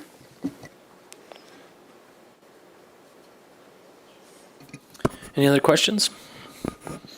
All right, thank you. I have a question. Go ahead. Where would you tell your patrons who don't have a place to park, where would you tell them to park if the parking lot was full? I would say there's a public parking just down the road. There's also right in front of the building, there's a scooters and a bike parking right there, and we use it. We have an office down here, and we like to ride the scooters over there and park them right there. So it's there's plenty of places, but there's public parking just down the road. Thank you. All right, I'll have you take a seat. I'll open up the public hearing. If you're here today about this case, please come forward and state your name and share your thoughts with us. All right, I'll close the public hearing. Commissioners, any questions? I'm thankful there's no rooftop entertainment to consider, and I think this is a good application and rehab of what is sort of a landmark in this community and has had some turnover. And this is interesting mix of things. Yeah, I agree. I lived a kitty corner from this building when it burned down the first time, when Little Mexico burned down. And so, yeah, it is exciting to see it be activated again after Harmony Hall. I do have a question for staff regarding the draft condition 4. It's that full service condition again, and with there being kind of 3 different elements of the operations here, how would that, I don't know, how would we accommodate that? Or do we strike it, or, I don't know, yeah. I think we could do either, but I think the goal was in the restaurant portion of the space, that full service would be available until a reasonable dinner service hour. Elizabeth, do you have more thoughts? I would agree. I think the intent is that we don't want the entire building to just become a bar. Okay. So perhaps our applicant could let us know how they plan to have food service?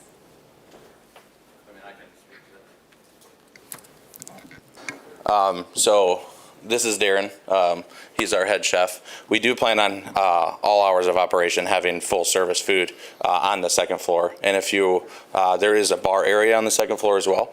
So if instead of just seating, if you're on the third floor and you'd like to grab a bite to eat during that time, you can just come down to that bar. But we do plan on having food available at all hours of operation. Okay. Yeah, thanks. So maybe just saying in the restaurant area of the, Until 9, yeah. But not the whole premises, I guess. Anyway, I guess whatever. Until 9. Sounds good. Yeah. Sorry for getting hung up on. And would we, number 6, ticket sales for live entertainment. It says that there will not be, and I wonder if there are ticket sales for entertainment. No? Okay. You guys are easy. I do think it would be good to bring the dumpster enclosure up to ordinance requirements. And I appreciate we're trading off some green space, but getting more access to the building for patrons. So I think that's a reasonable accommodation. I agree. I think the condition about trying to bring it closer to conformity is appropriate, but not requiring full conformity. Yeah, I agree the added ADA accessibility is great. Yeah.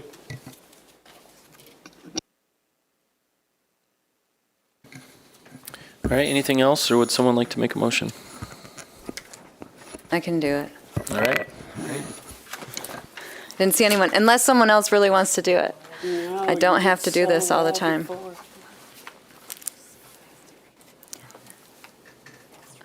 Okay. Oh, yeah, Carol probably doesn't want to hear me talk all the time. All right. Now therefore be it resolved that the Planning Commission approves the special land use request of Sip Shine Kyle Search, to operate a bar and restaurant with live music with hours of operation indoors until 2 a.m., rooftop seating, and a parking reduction at 401 Stocking Avenue Northwest for the following reasons. The proposed use will be consistent with the purpose and intent of the master plan and zoning ordinance, including the zone district, because the proposed use will support the vitality of the local economy by encouraging investment, diversifying the economic base, and expanding employment opportunities. Support the intent of the West Side Area Specific Plan Village Center designation, which encourages the growth of retail shops and restaurants at the intersection of primary and secondary streets. The proposed use will meet the site plan review standards of 5.12.08.e because improvements to the existing building will not impede the normal and orderly development or improvement of surrounding property uses, and the proposed building improvements will provide additional means of ingress and egress for occupants, as well as expanded ADA accessible access. The proposed use will be compatible, harmonious, and appropriate with the character and uses of the neighborhood, adjacent properties, and the natural environment because the proposed use will support the desired mixed-use character of the neighborhood, and the use is generally consistent with the previous uses on the site. The proposed use will not be detrimental, hazardous, or disturbing to existing or future uses or to the public welfare by reason of excessive traffic, noise, smoke, odors, glare, or visual clutter, because windows and doors will remain closed during any live performances to mitigate potential noise impacts, and the parking lot and building entrance are oriented away from residential uses. The proposed use will not adversely affect the walkability of the neighborhood, impair pedestrian circulation patterns, disrupt the continuity of the urban street wall, or otherwise hinder the creation of a pedestrian-oriented environment, because the proposed expanded use is compatible with the other uses in the vicinity and will contribute to the walkability of the zone district. Adequate public or private infrastructure and services already exist or would be provided at no additional cost because the site is currently improved with public infrastructure and reliance on additional public services is not anticipated. The proposed use will not be detrimental to the financial stability or economic welfare of the city because the use is not anticipated to result in nuisances that require code enforcement actions. The use will encourage other investment in the area.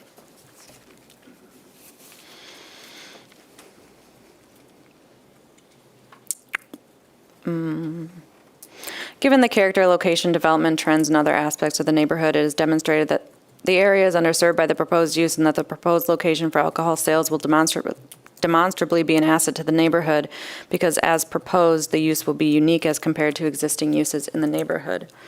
The use or change in use as constructed and operated by the applicant is compatible with the neighborhood because the use will result in peak hours of use that are similar to other uses in the vicinity, and the use as proposed to be operated by the applicant will not have any or minimal negative secondary effects on the neighborhood because the use is not anticipated to result in nuisances that require code enforcement, and the use will encourage other investment in the area. Be it further resolved that the following conditions of approval shall apply to this project. Standard conditions at A, approvals, which will be showing on the screen, so I don't have to read them again. 2, that the site be brought closer to conformity with green space requirements. 3, that a trash enclosure shall be constructed to meet the requirements of Section 5.2.13 of the zoning ordinance. 4, that full food service offering meals for consumption on the premises, not generally for takeout, should be in effect until 9 p.m. daily. 5, that the windows and doors shall remain closed during live entertainment performances. 6, that there should be no ticket sales for any live entertainment events. 7, that no live entertainment shall be permitted outdoors. 8, that any music or amplified sound on the roof deck shall not be heard above the ambient sound of the surrounding area. I'd like to go back to condition 4 and say either until shall be in effect until 9 p.m. or during business hours if they close earlier than 9 p.m. So however that would just be inherent. it would just be inherent. Okay, then I'll leave it as is. Then that's it. Support. All right, we have motion and support. Any final discussion? All those in favor of them, go ahead. Sorry. I want Elizabeth to respond to my question first. Planters, okay. I wanted to make sure that number 2, I like the idea of it, that we'll bring it into closer to conformity? Oh my gosh, I'm sorry. I just want to make sure that it's technically possible for them to do that. Like, how are we going to do that? So I'm just, I think staff will work with them Okay. to see what might be possible. I think there was something shown on their plan as being paved, that's currently green space. Okay. So there's opportunity. okay, I should have asked that question earlier, I'm sorry. I just wanted to make sure before we set a condition that makes it more challenging. Do you want me to change the condition to say, shall work with staff to determine I if think the site can be brought It sounds closer like to- it's been evaluated, I just Okay. wanted All to right. hear it. Thank you, sorry. All right, anything else? All those in favor of the motion say aye. Aye. Any opposed? All right, the motion passes. Thank you. We're going to take a 5-minute break before our next case at 2984 Bradford.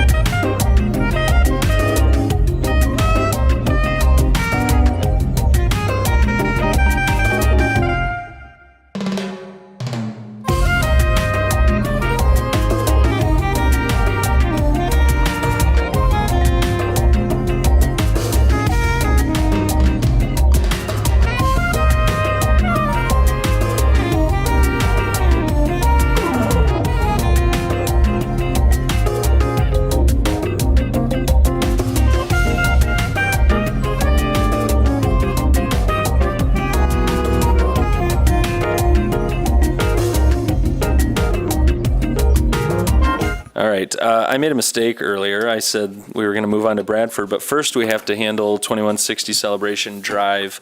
As I mentioned at the beginning of the meeting, we do have a request to postpone. And so I don't know if we need more. Okay, Kristen will provide some more information about that. Yep, we did touch base a little bit about this in our lunch meeting, but we do have a request to postpone the subject case. There's a few items that are outstanding from the development team that we are waiting on that need to be vetted through the various city departments. So the sample or draft resolution to postpone before you has those items outlined. And specifically, we're looking for a traffic impact study and submitted in a time frame that allows us to review it prior to the case coming before the Planning Commission. We're also looking at some additional information on the unit breakdown because that speaks directly to the number of parking spaces that are required based on how the ordinance is structured. We're also looking for a little bit more detail on the architectural elevations. The information that you have in your packet, in our opinion, is just a little bit difficult, not easily communicated as to what the materials are and how the space will be utilized. So we're looking for some additional information there. We'd also like some information to understand how the proposed development will play with the existing master deed and easements to make sure that there are the rights that we understand. I think for purposes of Planning Commission, just having a summary understanding is fine. We can work with engineering and the development team through the permitting process for the specifics, but we want to make sure that we're not approving a project or trying to prevent ourselves from approving a project that then has major conflicts with the existing master deeds that are in place for this development. And I think that those are the highlights. So we would just respectfully ask that we could add those items as reasons for why it's being postponed so that it's clearly communicated to the development team what we are expecting prior to them returning. They are seeking to move forward on January 26th. And so we would like this information prior to that, and those dates are listed in your draft resolution. Yep, so we did notice it. We do have to open it for public hearing. We will continue the public hearing if it's postponed in January 26th. All right, so I'll open up the public hearing for this case, 2160 Celebration Drive. If you're here for that, come forward, state your name, share any thoughts you have. All right, I'll close the public hearing, and commissioners wondering if someone would be willing to make this motion. I'll do it. Now therefore be it resolved that the Planning Commission postpones the request of Victory Development Group LLC for a major amendment to the approved Celebration Village Planned Redevelopment District to January 26, 2023. Be it further resolved that the requested traffic impact study shall be submitted no later than Thursday, January 19th, 2023. That the proposed number of dwelling units of each type and the number and type that will be considered micro units, that is 475 square feet or less, be provided in order to calculate the parking requirement. 3, that renderings of all building sides or more detailed elevations be provided. 4, that details about the use and purpose of the courtyard be provided. 5, that a summary be provided to explain how the proposed amendment will affect the existing Celebration Village master deed and easements. And 6, that with the exception of the traffic impact study, the above-mentioned items shall be submitted no later than Tuesday, January 17th, 2023. Support. All right, we have motion and support. Any final discussion? All those in favor of the motion say aye. Aye. Aye. Any opposed? All right, motion passes. Our next case is 2984 Bradford Street Northeast.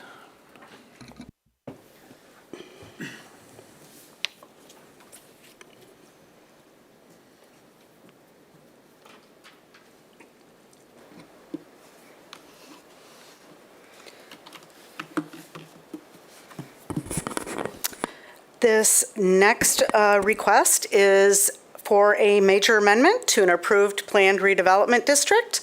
And our applicant is Corewell Health, and previously known as Spectrum Health.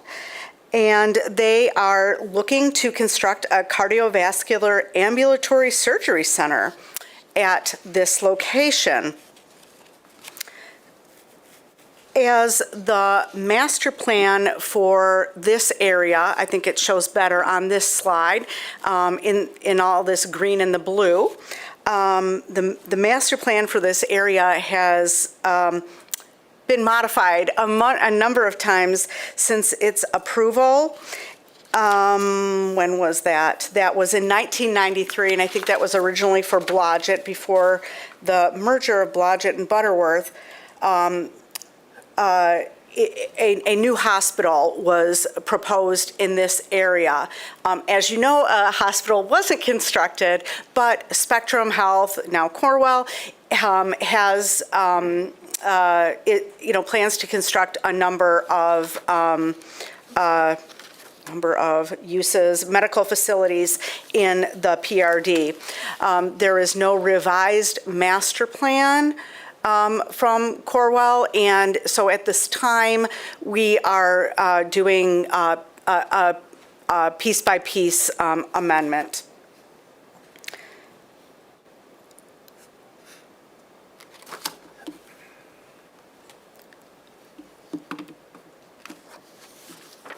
This is identified in the 2002 master plan as institutional, which reflects the medical, the proposed and existing medical office uses in the vicinity.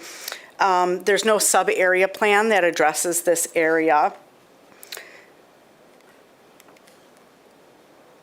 The proposal is let me go back just a moment. As you can see here, the site is improved with a single-family home.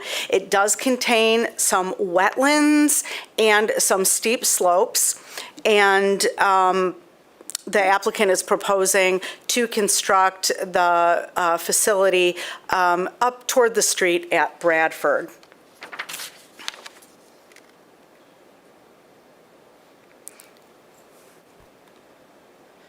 This didn't scan very well, but this was the original approved PRD, and we're looking at the area down at the bottom of the slide. Here is a survey of the subject site, and this is the demo plan. All the improvements are proposed to be removed. And what is proposed is a building of about just under 20,000 square feet, an outpatient surgical center with 60 parking spaces.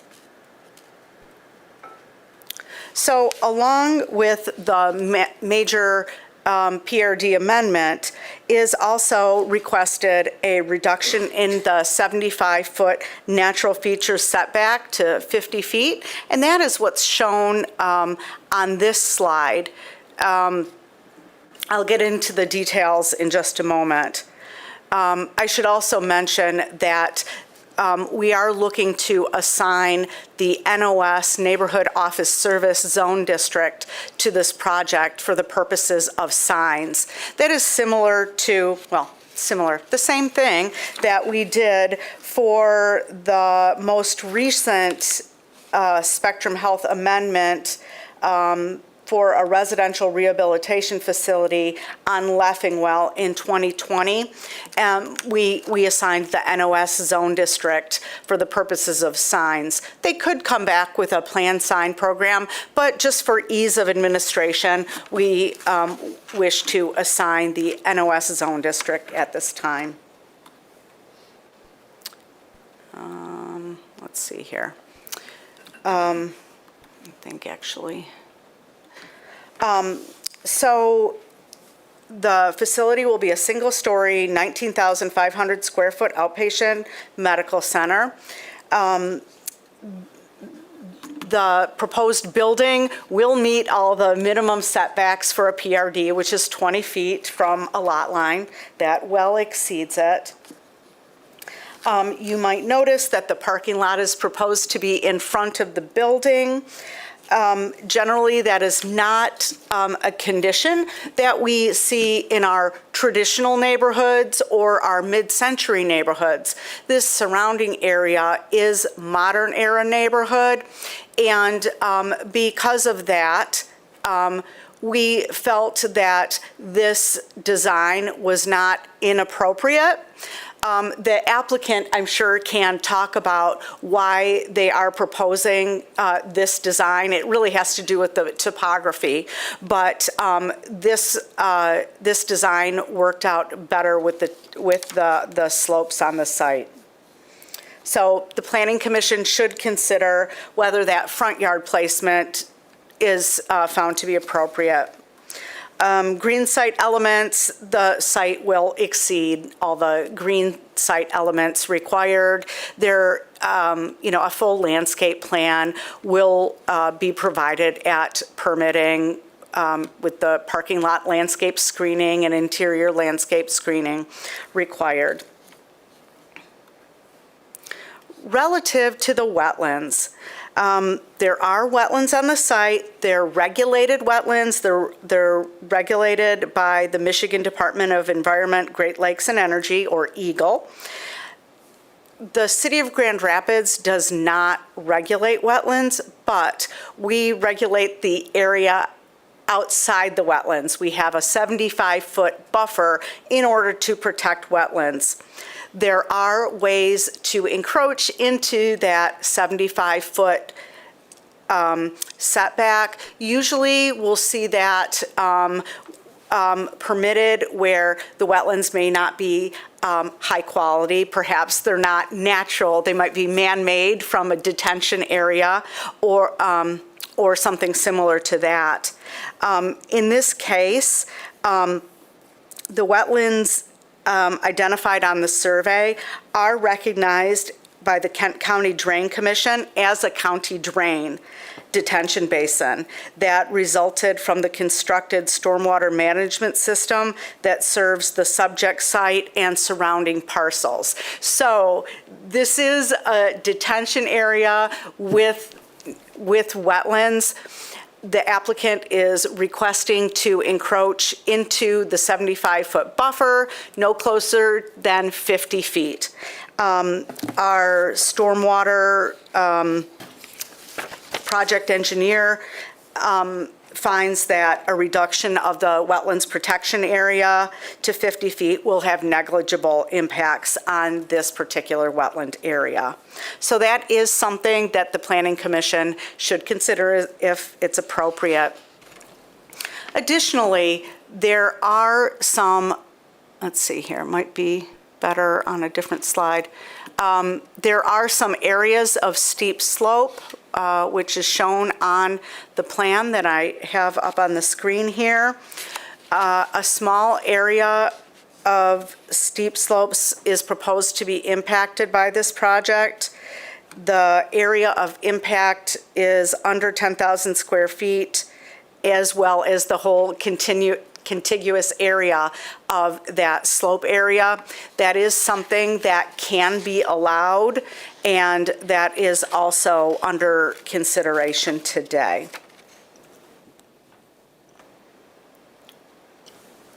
The portion to be graded is about 1,000 square feet. Relative to the building, these are elevations. The north elevation is what faces Bradford. East is toward the church. West is West Michigan Heart. South elevation, we'll be looking at the expressway. Now, in a planned redevelopment district, the transparency requirement, which is the amount of windows between 2 and 8 feet, is 60% on front elevations. None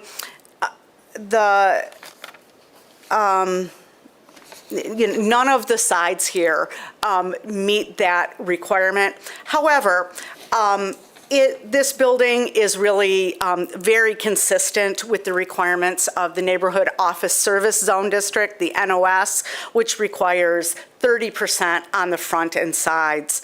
All sides, except for the east side, well exceed that 30%. So the Planning Commission should consider whether this design is appropriate. There's also, relative to materials, the materials will be face brick and wood veneer panels. That meets the requirement.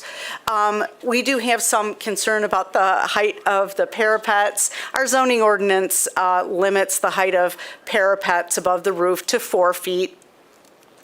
We do allow some, higher parapets at entrance features. Some of these parapets are a little bit higher than 4 feet, but that's something that can be, addressed at permitting with staff. Relative to parking, let's see here. 60 parking spaces are proposed. The approved PRD set the parking requirement for this kind of facility at 1 space per 200 square feet. That would bring it to 98. So 98 spaces would be required for an ambulatory care facility. They're proposing 60, so they're asking for a reduction of 38 parking spaces.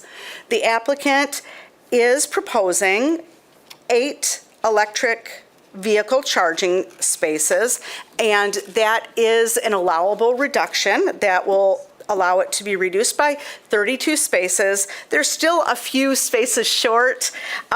Staff, we were looking at the allowable reductions, and because they do have, a staff, they have staff locker rooms and showers, they are eligible for a reduction if they provide covered bike parking spaces. And, staff in the building may wish to, ride bikes, so they could include 8 covered bicycle parking spaces and meet the requirement. So between those, the alternative vehicle spaces and bike parking facilities, the reduction could be granted if the Planning Commission finds it appropriate. I think we should also, I would ask the applicant to please talk about why the 60 parking spaces is appropriate for their use.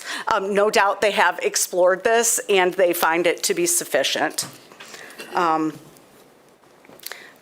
We did receive a traffic impact study,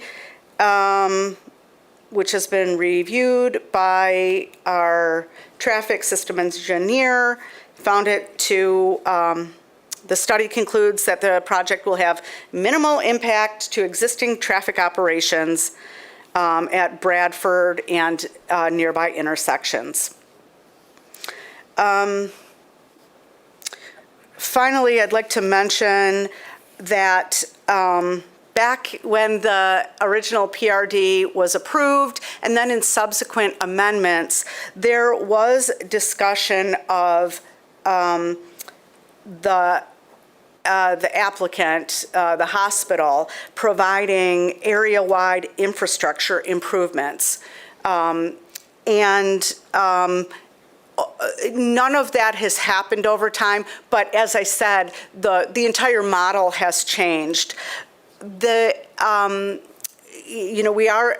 know that the city has started some discussions about improvements, and as a condition of approval, we're just asking that the applicant negotiate in good faith with the city on appropriate infrastructure improvements. And I know that further discussions will be happening. I'll defer to the applicant to talk about their neighborhood input, neighborhood outreach. I don't think I updated my staff report here, but we did get a letter from the Northeast Citizen Action Association, which supports the project. So in sum, we're looking at this change of use from a medical office use to an outpatient surgical center use. Do you have any questions for me before I turn it over to the applicant? Thanks, Elizabeth. No questions, and I'll have the applicant up if there's other information you want to share with us. Thank you. My name's Rodney Vanderzand, Manager of Planning and Design with Corewell Health. Thanks for having us here today to review this project. We're really excited about this project. Mostly, I know we're here to talk about, a building and a site, but we're mostly interested in what we're going to put into it. This is something unique to the area. It's about a year ago, this service was not allowed in the state of Michigan. Since then, the CMS, as well as the State of Michigan Certificate of Need Committee, has approved a new type of CON that allows for cardiovascular outpatient services. So what that means is we can take some of these things that we are now required to do in the hospital and move them, to a location similar to this. We were the first ones in West Michigan to apply for this, and so we're really excited to kick this off and provide an industry-leading care delivery model that nobody else is doing currently around here. So this will allow patients to have an outpatient ambulatory procedure in a warm and welcoming environment. Certainly, if you can imagine going downtown to a hospital, parking an eighth of a mile away, multiple elevator rides to get to your appointment, it's not as convenient as what you see here, and potentially parking 60 feet from the door to get to your appointment. So that's really the goal of this, to bring care closer to the community and also lower the cost of care in doing so. Certainly an outpatient visit is more cost effective than visiting the hospital. As it relates to what's inside the building, there will be 3 cath labs along with space for a 4th. In addition to that, there's 16 prep recovery bays. Thanks for transitioning the slides, Elizabeth. When it's fully built out and utilized, there will be about 20 staff that occupy the building, and they will do about 20 procedures a day. So that's 40 people visiting this building, along with drop-offs and stuff. So that number of staff as well as visits is what helped influence the trip generation report that was reviewed. Certainly it adds very little traffic to this area. I know it's been a concern over the years, and it's also the basis for why we're asking for a reduction in parking. So 20 staff and 20 procedures, we've got 60 parking spaces shown, so we believe that adequate for the use. And in addition, we own the neighboring property. That lower parking level is not typically full, so we have ways to flex larger and smaller if so needed. And you're well aware of Calvary Church on the other side of us. They have a sea of parking that's typically not used for weekdays, so potentially have that option as well. As Elizabeth mentioned, there is a pretty significant grade change on this site, going down towards those wetlands to the southwest. So we tried to, the design team tried to work as best as possible with how to site this building to have the least impact, and take what nature was giving us in how to, put the building and the parking on the site. So we chose to locate the building to the southwest, which allowed the foundation walls just to get taller and sort of capture that grade change, and then in turn place the parking to the north and to the east in areas that are mostly already clear and relatively flat. So it just seemed like the appropriate orientation for this particular site, and especially considering the neighboring properties have the parking on the front yard as well. It fits in with what's already in the neighborhood.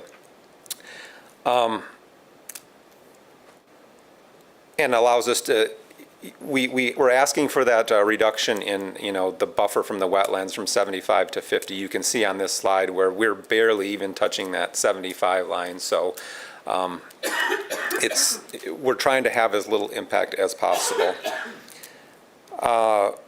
Regarding the transparency requirement, as you can imagine in a surgery center with ORs and care spaces, you don't get opportunities to add a lot of windows. So we've done our best to put the public-facing spaces on that Bradford side, and we were able to get the glazing up to about 49%, but to balance that, we have worked hard to provide interest in that elevation as well. So there's 2 different colors of brick.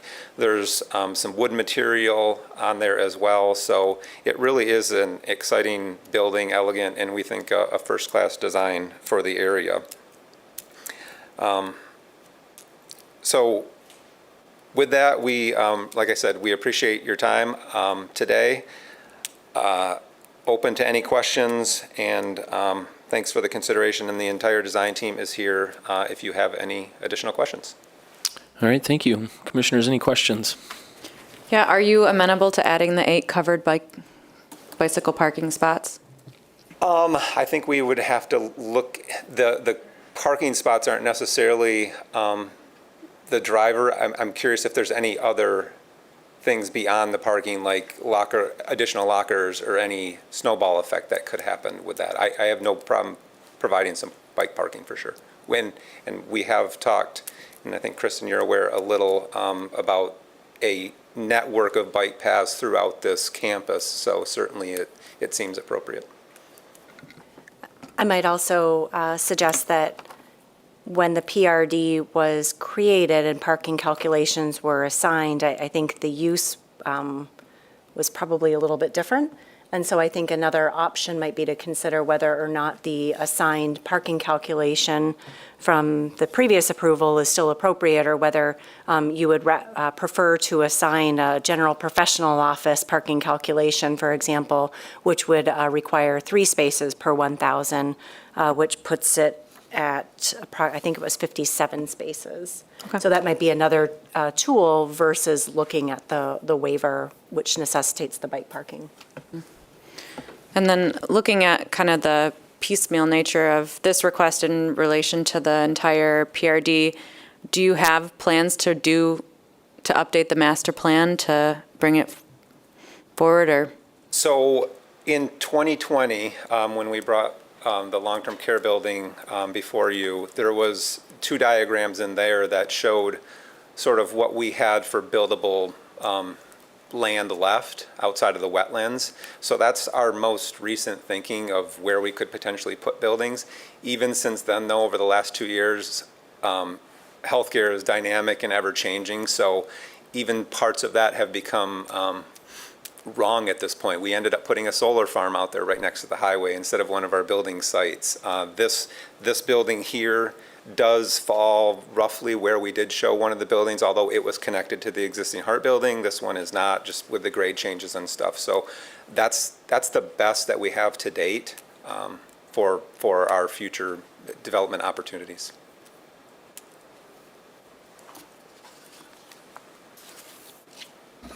Any other questions?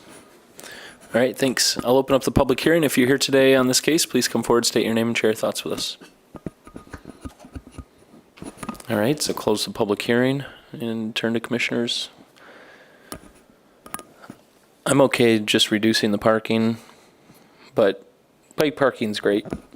But I also think that at the time that this was approved, we probably were asking them to overpark, and I trust that they know what they need. Yeah, I do too. I just, if reducing or changing the type of calculation we're making is a tool in our toolbox, I'm completely comfortable doing that. And they're still required to provide bike parking. What's wrong with my words today?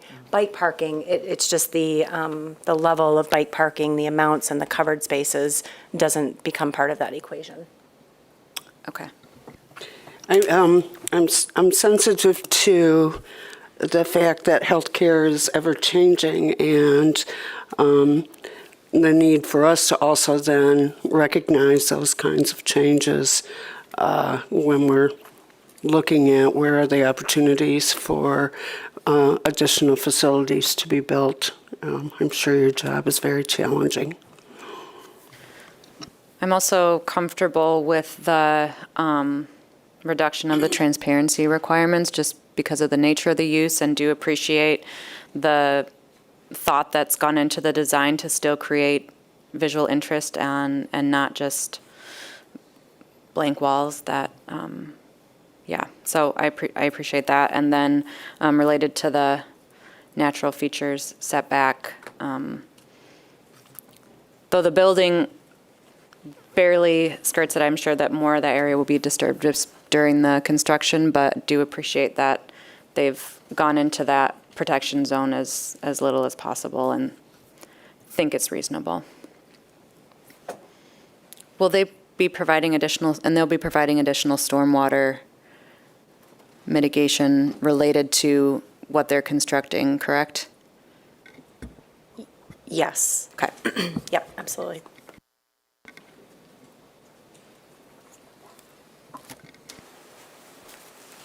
My name is Chris Miller. I'm doing the stormwater engineering and site layout on the site. So that is a county drain, and the Kent County Drain Commission's stance on that has been we will provide any additional detention that would be required outside of what had already been master planned.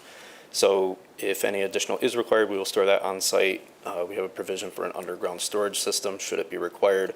We will be required to provide water quality treatment for the site regardless of what amount of impervious surface we add.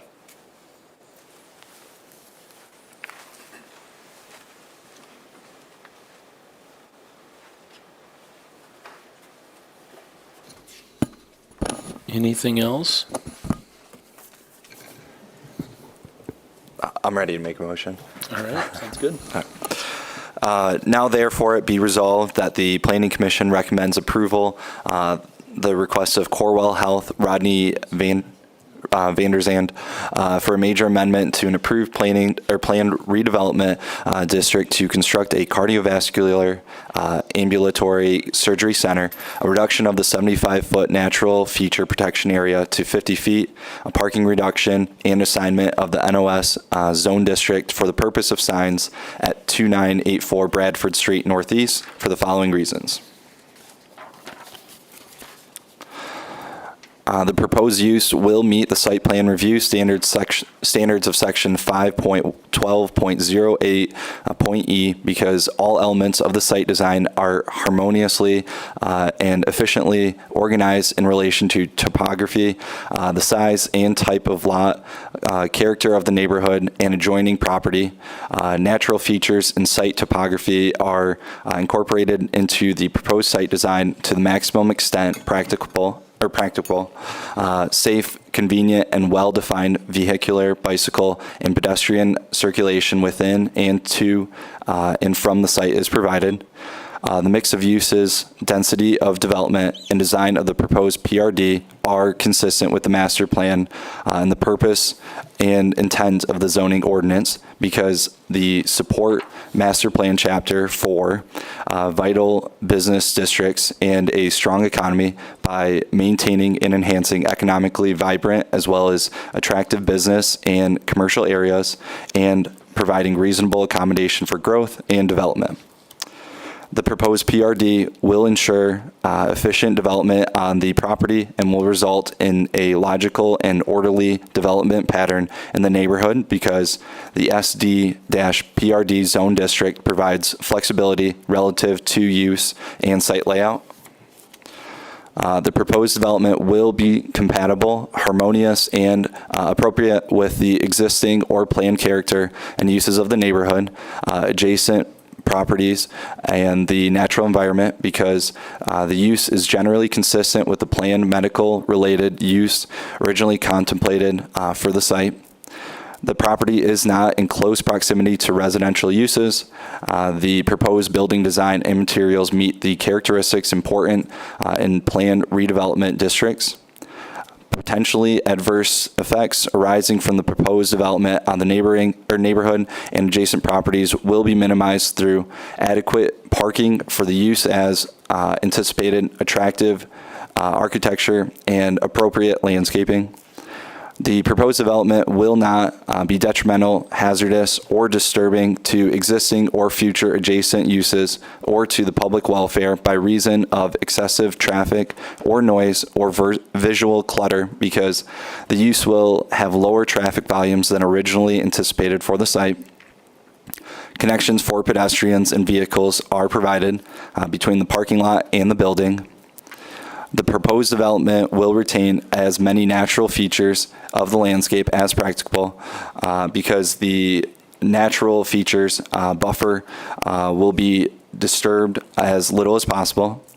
Site landscape features will be preserved in their natural state insofar as practical by minimizing tree and soil removal, alteration to the natural drainage courses, and the amount of cutting, filling, and grading. The building's proposed extended foundation will act as a retaining wall, minimizing the area of steep slope impact. Adequate public space, adequate public or private infrastructure and services already exist or will be provided at no additional public cost and will safeguard the health, safety, and general welfare of the public because the applicant will be responsible for the construction of any new infrastructure necessary for the development. The applicant and the City of Grand Rapids will establish a fair and equitable implementation plan for the funding of area-wide public infrastructure improvements. The proposed development will be detrimental to the financial stability. Will not, sorry. The proposed development will not be detrimental to the financial stability and economic welfare of the city because the use will support the expansion of jobs and services in the city. Wherever practicable, the proposed development will provide amenities including but not limited to park and recreational facilities, urban open space, and non-vehicular connections that serve a public purpose because the development will maintain significant green space for visual relief. Be it further resolved that the following conditions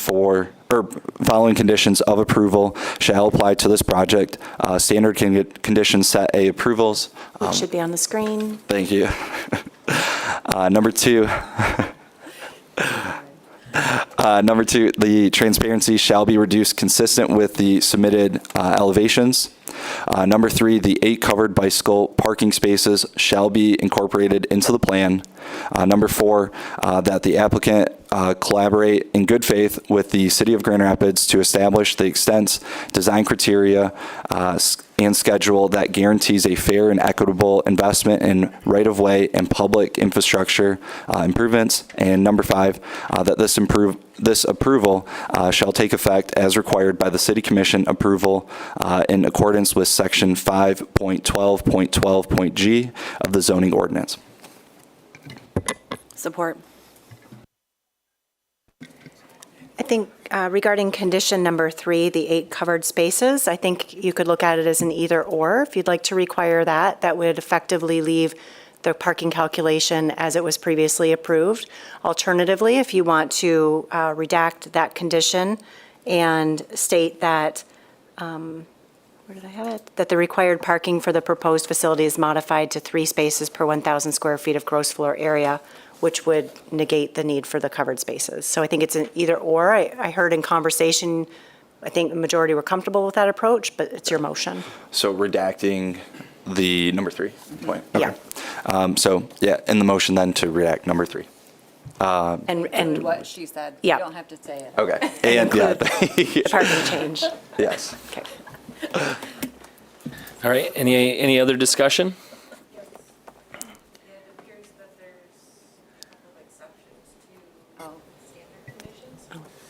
Thank you, Claire. Yeah, do you want to just mention striking condition 5 and 7 from the standard conditions at A?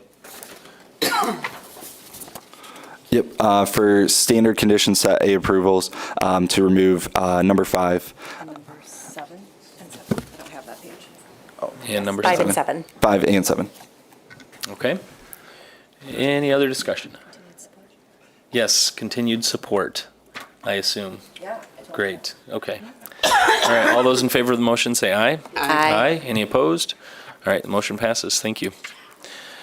All right, our next 2 cases, we're going to have staff present at the same time. We'll hold one public hearing since they're so closely related. So we have 211 Logan Street Southwest and 440 Cesar Chavez Ave Southwest and 188 and 190 Wealthy Street Southwest.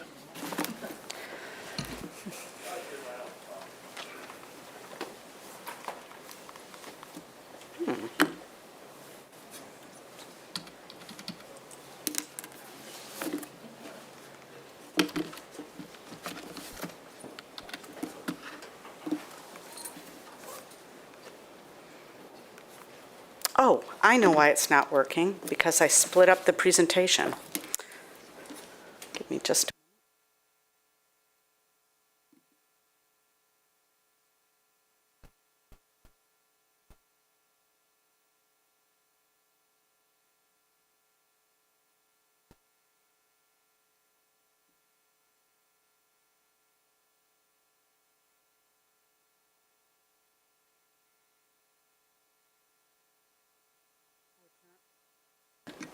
I apparently have to wait while Adobe Acrobat is updating, so just a moment, please.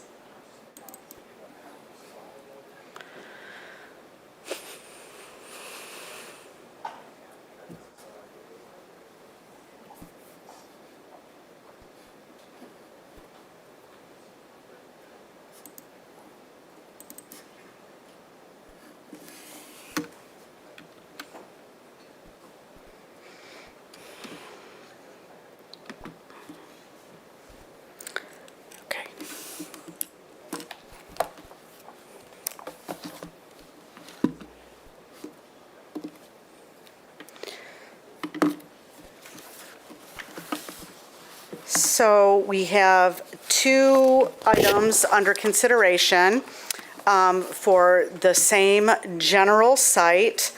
I will do presentations on both of them, and you can hold a combined public hearing, but you will need separate approvals.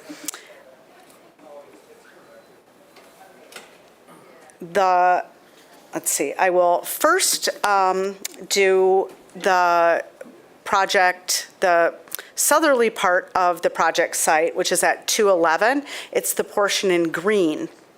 The overall site is this, this block. Just a moment, please.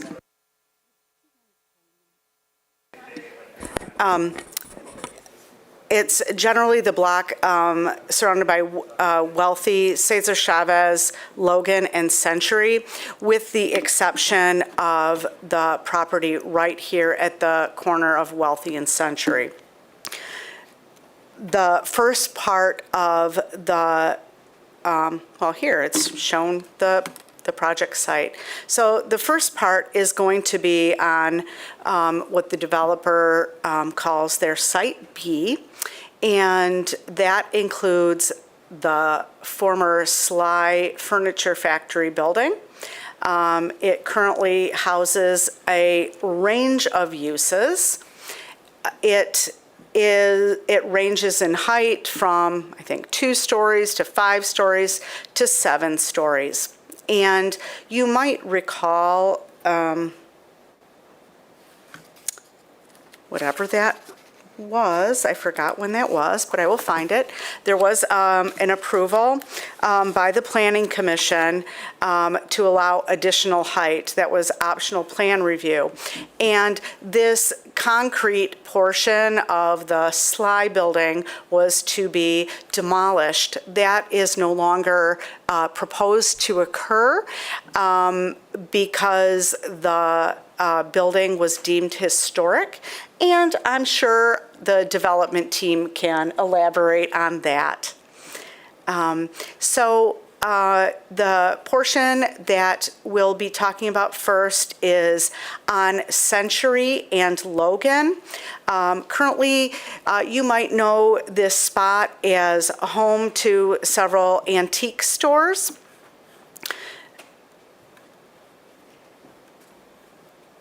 And the applicant is proposing to convert a portion of that building into self-storage. in the TCC zone district, in the TCC zone district, self-storage is only allowed within a building. It can't be the kind of storage, a more suburban style or industrial style, where you drive in and there are storage lockers that are accessed from outdoors. We do allow self-storage as a special land use in the TCC zone district as proposed today. So that is one part of the plan under consideration.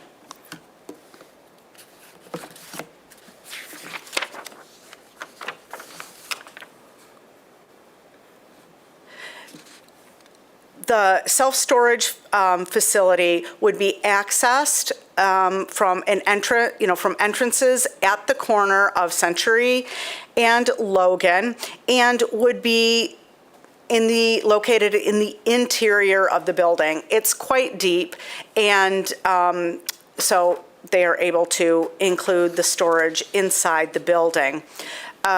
It will be on the ground floor, surrounded by retail on the Century side, residential on the interior side, and then on levels 2 through 5 of the existing building would be surrounded by residential dwelling units.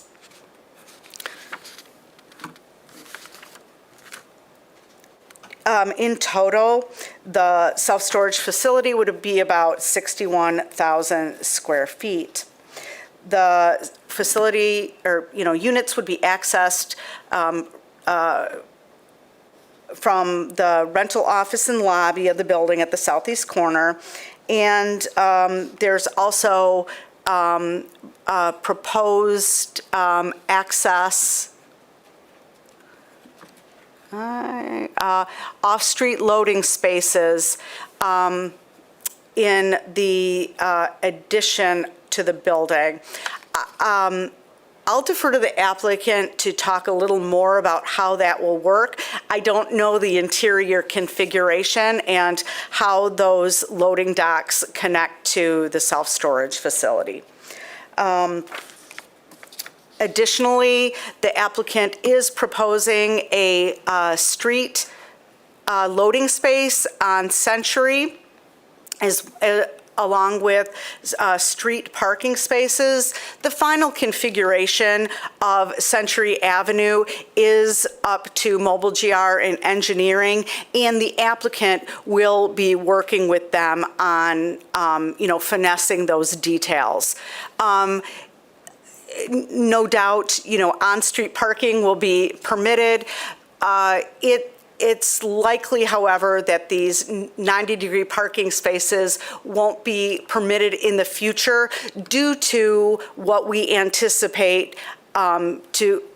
because of anticipated higher traffic volumes on Century Avenue with possible street reconfigurations. I tell you all that, but it's not really something that the Planning Commission needs to dwell on today. Suffice it to say, there will be an interior there'll be interior loading bays, off-street loading bays, and there will likely be an on-street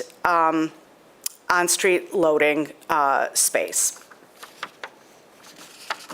Office hours are proposed to be 7 a.m., 7 p.m., but the units themselves will be available to customers with key cards 24 hours a day. There will be no outdoor storage. It will be all indoors.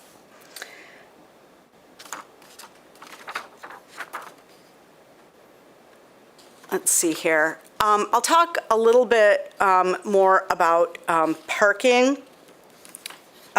So the parking requirement in the zoning ordinance is really based on that other kind of storage facility that I mentioned before, where you're going to, drive in and park in front of a unit and, access it directly outside. So even though that's what's in the zoning ordinance, it really doesn't apply to this type of use.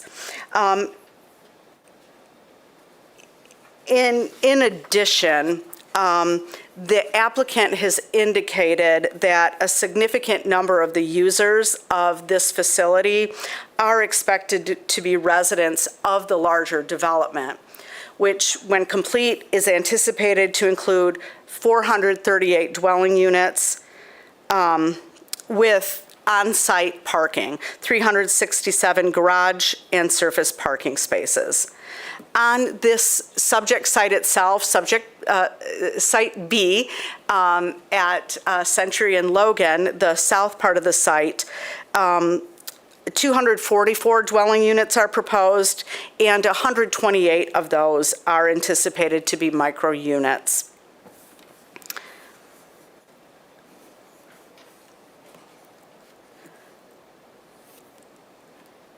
So, based on the fact, so the applicant is asking for a parking reduction. There are a number of parking reductions available. However, I would think that really only the on-street or district parking waiver could be applicable here. And so there, for this development, 62 parking spaces are required. So they'd be asking for a waiver of 31 with parking to be, in the street. Practically speaking, many of their, many of the people visiting here are already going to be parking on site because they live there, and visitors will likely use one of the loading spaces if they're dropping off or picking something up. So I'd ask the Planning Commission to consider those elements in their decision-making. As I had mentioned previously, this building has been designated historic. It's not a local landmark, but I believe if they have not obtained it already, it will be on the National Register. And so because of that, any of the exterior building changes are subject to review by the State Historic Preservation Office. And so there won't be as much, the city won't have as much discretion in what we, in the changes that we can require. That being said, the state is going to be looking at making sure it's historically accurate, and that's really what we're looking for. There will be windows, windows are proposed, and we can assume that windows will be required. Instead of requiring that this meet the 60% transparency requirement for street-facing windows, we're suggesting that it simply be, the building be subject to State Historic Preservation Office review. There are a number of use requirements in the zoning ordinance for self-storage facilities. Most of them don't really apply to this type. This is appropriately located on major streets. I haven't heard any neighborhood concerns. I know the applicant was doing neighborhood outreach, so I'll let them speak to that. So in sum, we are looking at a reuse of a portion of a historic building for a self-storage use. Did you have any questions for me on this, or would you like me to go on to the next portion? Any questions on this portion? All right, thanks. Come on. Okay. Next. Now we'll be looking at the north portion of the site. And that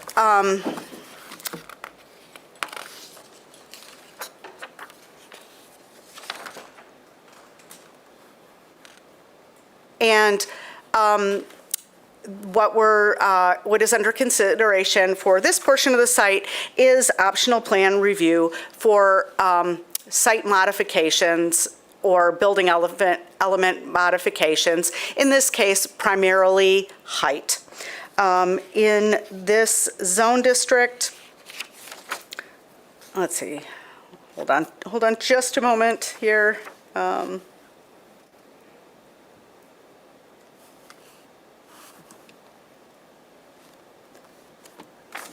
Okay.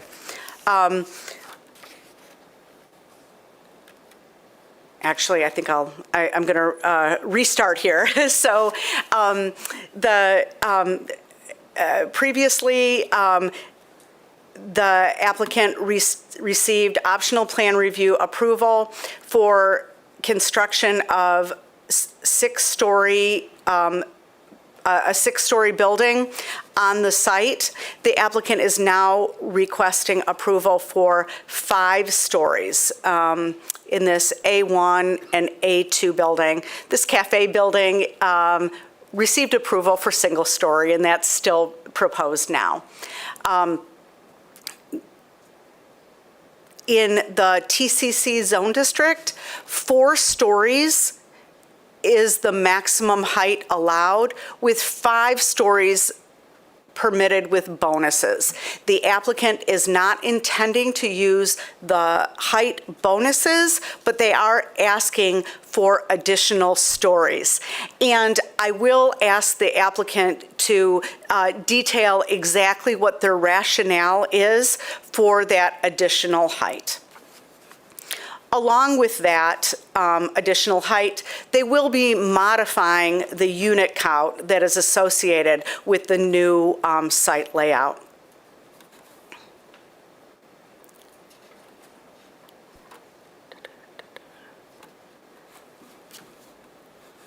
Let's see here, approved.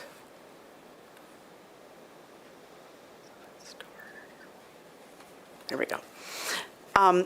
This slide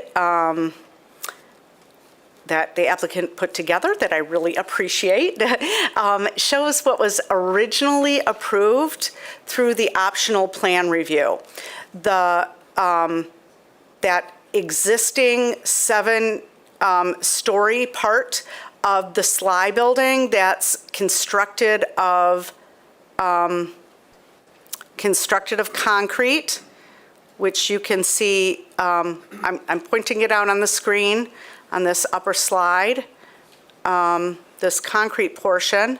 That was originally intended to be demolished, and a 5-story building with a parking garage and a 6-story building with a parking garage was proposed. Now that the applicant is not able to demolish this portion of the Sly building, they have had to revise their plan. They're now proposing 2 5-story buildings, one with a parking garage and then with surface parking. The self-storage use that I just mentioned is in this area that I'm pointing out on the screen at Century and Logan.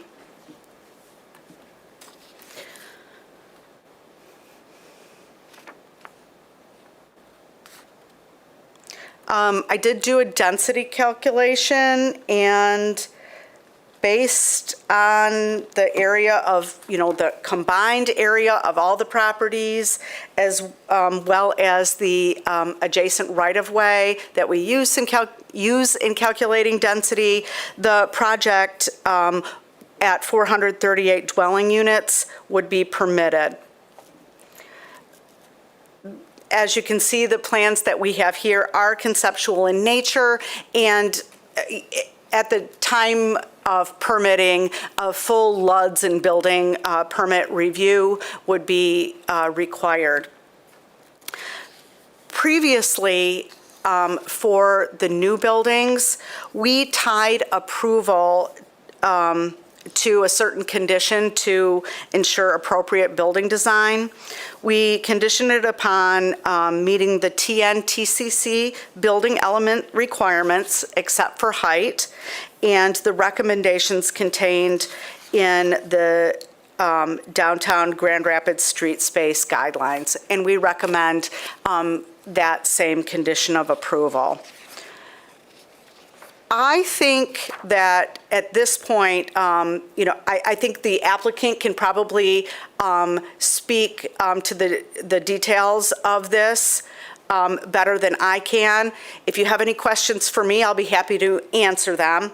Otherwise, I'll defer to the applicant. All right, thanks, Elizabeth. Commissioners, any questions for Elizabeth at this point? All right, thanks. I have the applicant up to share additional information with us. I've got each thing in 2 sections. Do you want me to just change as you're talking? Sure. Okay. Sure. Oh, okay, that's where we are. Okay.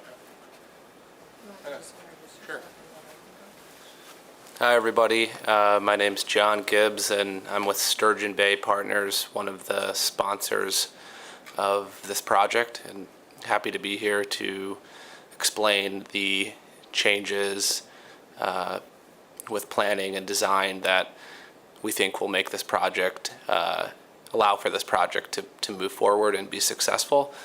I guess we've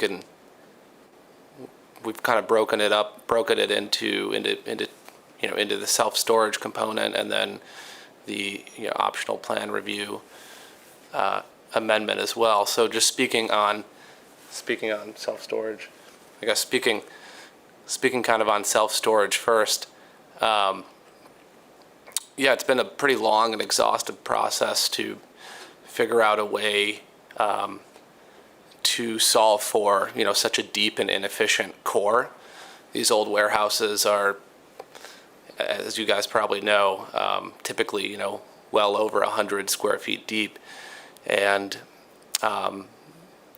we think we've kind of found a way to solve for that by inserting self-storage, third-party self-storage into the core of the building.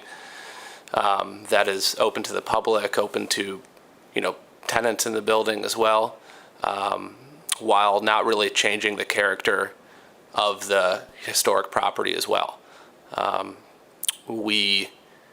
This use will make up less than 10% of the total building square footage as well, which I think is worth noting.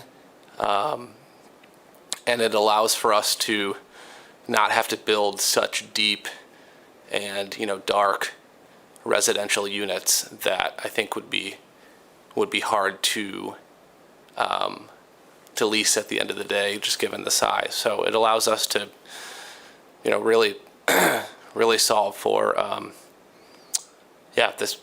this core issue that we're kind of continuing to have, and it's a less intrusive way to do self-storage, in our opinion. So.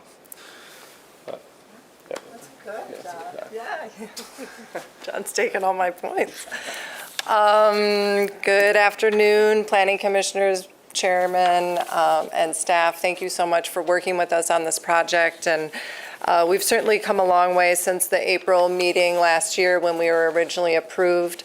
Since then, we received 2 extensions, and we've had a lot of time to think through this project and explore the preservation issues with our historic preservation professionals. And we were excited to hear that addition, the concrete addition, is eligible to be listed to the National or State Register. And with that comes our recognition that this is such an important building in our city. We certainly listened to all the public comment that we heard even following this meeting on social media and different print media channels, and we really are happy to be able to preserve the entire building. And with that comes a cost, a great cost, and an opportunity to find new uses. So not only are we providing this opportunity for storage space that's available both to the public as well as to the residents, but we're also providing other TCC permitted uses like maker spaces, which is consistent with the GR Forward plan and also meets the vision of the Granville area specific plan. So our vision, our overall program stays the same for this entire site. And we are, we're also wanting to be, as John mentioned, responsive to some of the building configuration challenges. It's 130 feet deep. We know that sun cannot penetrate that deep into residential units. I mean, coming out of COVID, we all recognize how important natural light is, and we know that we'll have more success leasing those out if there is natural light available. So as John mentioned, repurposing that core space for self-storage meets so many of those needs. When it comes to the overall height, and staff asked us to provide justification, so we were approved for 6 stories at the north of the property. You can kind of think of, and at the south of the property, where the concrete addition is today, we were approved for a 5-story. So we're essentially kind of moving that 5-story approval to the north. There's an increased cost with preserving that concrete addition, as well as preserving the entire building. And so to offset that cost, we did drop the height at the north from 6 to 5. So one of the justifications is that we were approved for 6, so we're reducing it. We also are within the overall height ceiling of the site itself. So the Century building is 7 stories. What we're proposing to the north is no greater than what is already on this block. So we're not impacting the character of the area that way. And we're continuing to provide the infill residential that our city is looking for to meet the housing needs that we're facing in our community. We're also providing makerspace, as I mentioned earlier. And so that would be the rationale that we have for the additional height, but in a way it's a reduction. So Ted is here as well to talk through any of the numbers or any specific questions you might have about the project in detail. But we're happy with the staff report and the comments that were made by staff. We're certainly willing and open to be working closely with Mobile GR and the engineering department on the parking configuration along Century. We do believe that that parking reduction is necessary for the storage use. As Elizabeth mentioned, that's the intent of that parking calculation is really for those standalone suburban style storage facilities. And with that, we're going to meet all of the other zoning standards in TCC. We've proven those out, the required building line, the green space, the open space. And we're going to be working closely with the director related to other parking questions we have related to the north of the property. So we look forward to hearing any questions or comments you might have. But at the end of the day, we're really excited to bring this project to the city. Thank you.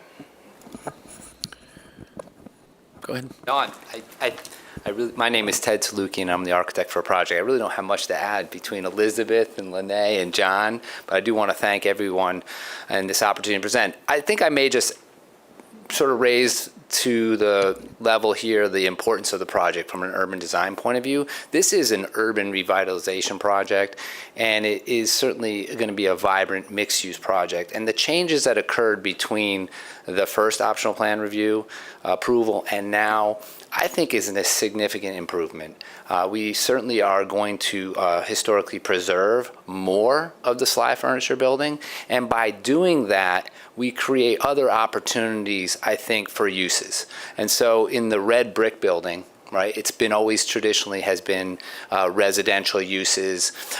In the core of the building, it was pointed out that we had some challenges around how to use it. And by providing self-storage that is open to the community as well as the tenants, it really provides, I think, a really impact in the neighborhood. But the interesting thing is by saving the concrete building, we open up a whole slew of other opportunities for the project. There's about 125,000 square feet of makerspace, light industrial uses. That is a great provision for the community. And I know that John and his team has been working closely to sort of to find opportunities for many involved on the site. And so I would like to point that out. Another aspect of this is that there are other pieces that are not changed. There is still a central courtyard that will be open to public use. Where we once had a parking garage, which is labeled on the left, a B1, that is now removed from the site. And now instead of having a 5-story parking garage with a residential wrap, we have those 126,000 square feet of makerspace. But also, it allows for a much greater, I'd say, transparency and porosity on the site where parking can be intermixed with tree canopy. We've been able to maintain the urban open space and green space on the project. And with that, I think really keep the vision that this project can really be impactful in the community is not just a place for, let's say, the tenants, but a place that is open to the whole community and city at large. And so we're particularly proud of the work that we've done together. It's been a great team effort, and I have really enjoyed the process with the different city departments. And as Lene pointed out, we're really going to focus on that. So I guess that was the only thing I wanted to add, and I'm sure there's data questions that I can hopefully answer for you, but I want to thank everyone. All right, thanks. Commissioners, any questions at this time? Yeah. How many self-storage units do you anticipate fitting in what you're proposing?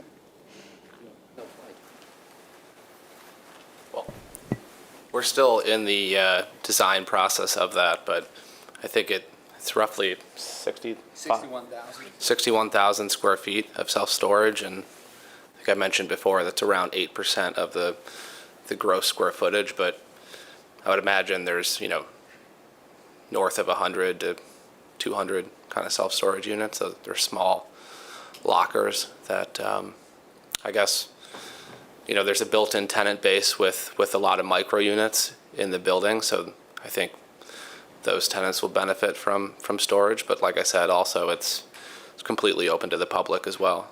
Yeah, did you consider just offering it as an amenity to the residents of the development?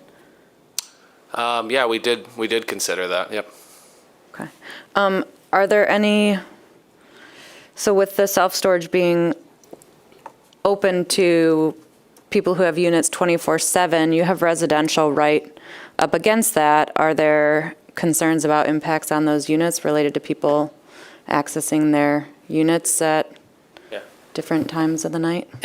Well, the nice thing about the layout is that there's one single entry, which is on the corner of Logan and Century, and that is the main point of access. And we did that intentionally to sort of limit, options for, security that could occur, but also to maintain the identity of where that single point of entry is. So we're not looking to have, just to answer your question, lots of different access points happening from inside the building. So there will be, if we look on this slide, against the hallway where the residential is, that edge of where you're proposing to have self-storage will be walled off to that hallway. That's a demising wall, yes. Yeah, absolutely, yeah. Yeah, Okay. Yeah, So they don't share a hallway with residents? No, they're not sharing a hallway. That residential units will, in theory, not even know that there's storage in the core of the building. Yeah. Okay. Yeah, also, that's a good question because, there is a corridor for, let's say, the tenants, like the residential unit and the commercial and all that. They're separated from each other. And then within the red volume that you see there would be a separate circulation core. And actually, there's separate egress stairs, and there'd be a separate elevator core that would serve that. So they're completely isolated and very independent and not commingled. Okay. Thank you. So I guess one more question, I'm sorry. So if there were residents of those units around the self-storage, would they have to then go to the main entrance to access their unit? Yep. Okay. All right, thanks. Can you describe the maker space and what you envision there? Yeah, I think just adding on to what Ted was mentioning earlier, we see this as a big win for the building and the community and the existing tenants. Whereas before we were planning to tear down, that 150,000 square foot concrete wing, we're now preserving it. And there will be more space for existing, current tenants in the building to expand and grow into a larger footprint. But right now there's a 50,000+ square foot furniture manufacturer in the building. Okay. Who has a millwork operation, leather cutting, everything, employs, Okay. almost 50 to 60 people. That Wow. tenant wants to grow, so this will allow him to grow and add new jobs, and screen printing company in there right now, and then we're having conversations with some other tenants and nonprofits that are looking for makerspace, kind of open footprints. I did want to mention we did meet with the Roosevelt Park Neighborhood Association. I realize I didn't mention that earlier, but Commissioner Shannon, your question reminded me that I wanted to speak to that and follow up with what John had mentioned. So their development committee heard our presentation. We shared with them what we shared with you today. That was on Monday. And we did talk about the maker spaces and the kind of entrepreneurial spirit that's found in many of our neighborhoods, and especially in the Roosevelt Park neighborhood. And we're going to be presenting to the business district at their March meeting. And we really want to find that collaboration with the neighborhood and learn more about makers that are in Roosevelt Park that are looking for spaces to, test out their new business model, or, take something that they're doing in their home office and bring it into this building. So we had support from that committee. I think one of the quotes was, "We like what we're seeing." And there was some questions about just that future collaboration with the business community, and we're looking forward to working together on that as we move forward. So is that considered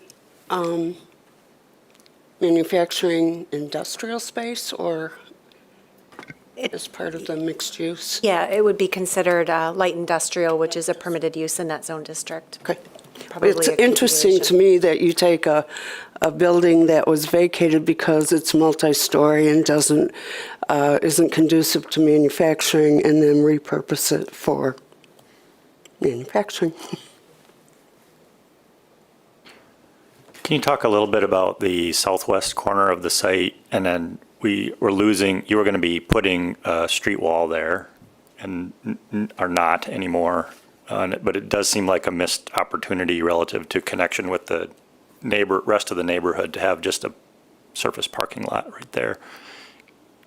I'm going to try to go to the 3D. Maybe Elizabeth can help me with the 3D view. And I think there. And that's what it is today. Yeah. The dimension between the concrete building and the corner is it's an awkward dimension, right? It doesn't allow for many things to happen. And what we found in studying different options there is that we can really improve the green buffer that exists along Cesar Chavez. And that's one of the aspects that we're looking to do. And certainly when you're addressing parking needs, I think it was a nice opportunity. And we'll further develop that corner to intermix the tree canopy, to embellish that as a sort of a more lush, I think, green edge, as opposed to what it is now, which is really an asphalt edge with a large loading door. And I think there's a significant improvement in that corner. Agreed that it is awkward. Yeah. Thank you.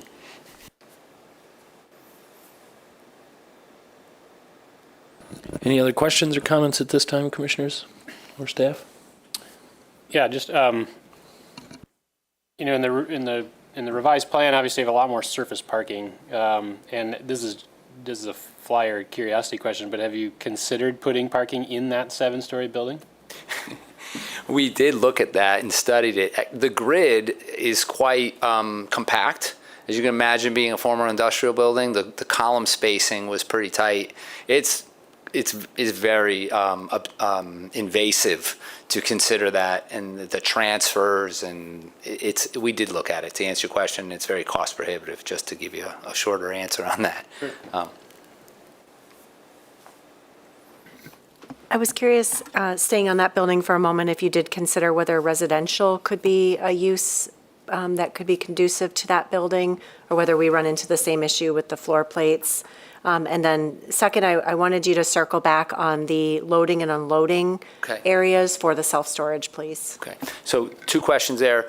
We did study residential, and I think you kind of came back to that same piece. It's a very deep building. It's actually deeper, I believe, than the red brick building, and we ran into a lot of the same problems. And then, through the team discussions, we realized that it was, again, another great opportunity to diversify the uses on the site, really improve the connectivity with the community, with the options for engaging with small businesses and different community uses, and be a real startup sort of makerspace. So that's really where the conversation went, and we feel like it's a good landing point. The second question, repeat that. Loading for the self-storage, looks like there's loading on Logan, but not sure how it connects. I'm just not clear how that works. Right, okay, so maybe the best drawing would be, no, go ahead, you're doing it. This is great. Whoops, no, this is, I think, you can go to the site plan that had the ground floor. For the whole site is fine, yeah.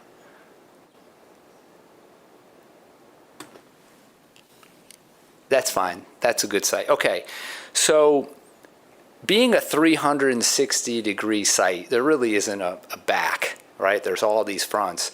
We prioritized it by saying that the middle, of the site really need to stay very pedestrian-friendly. That's why the courtyard is located there. That's why a lot of the entries are located there. And certainly greening those edges made a big difference. There's also a pedestrian safety question when bringing loading into the middle of the site. So that was the first sort of tier of the decision tree, right?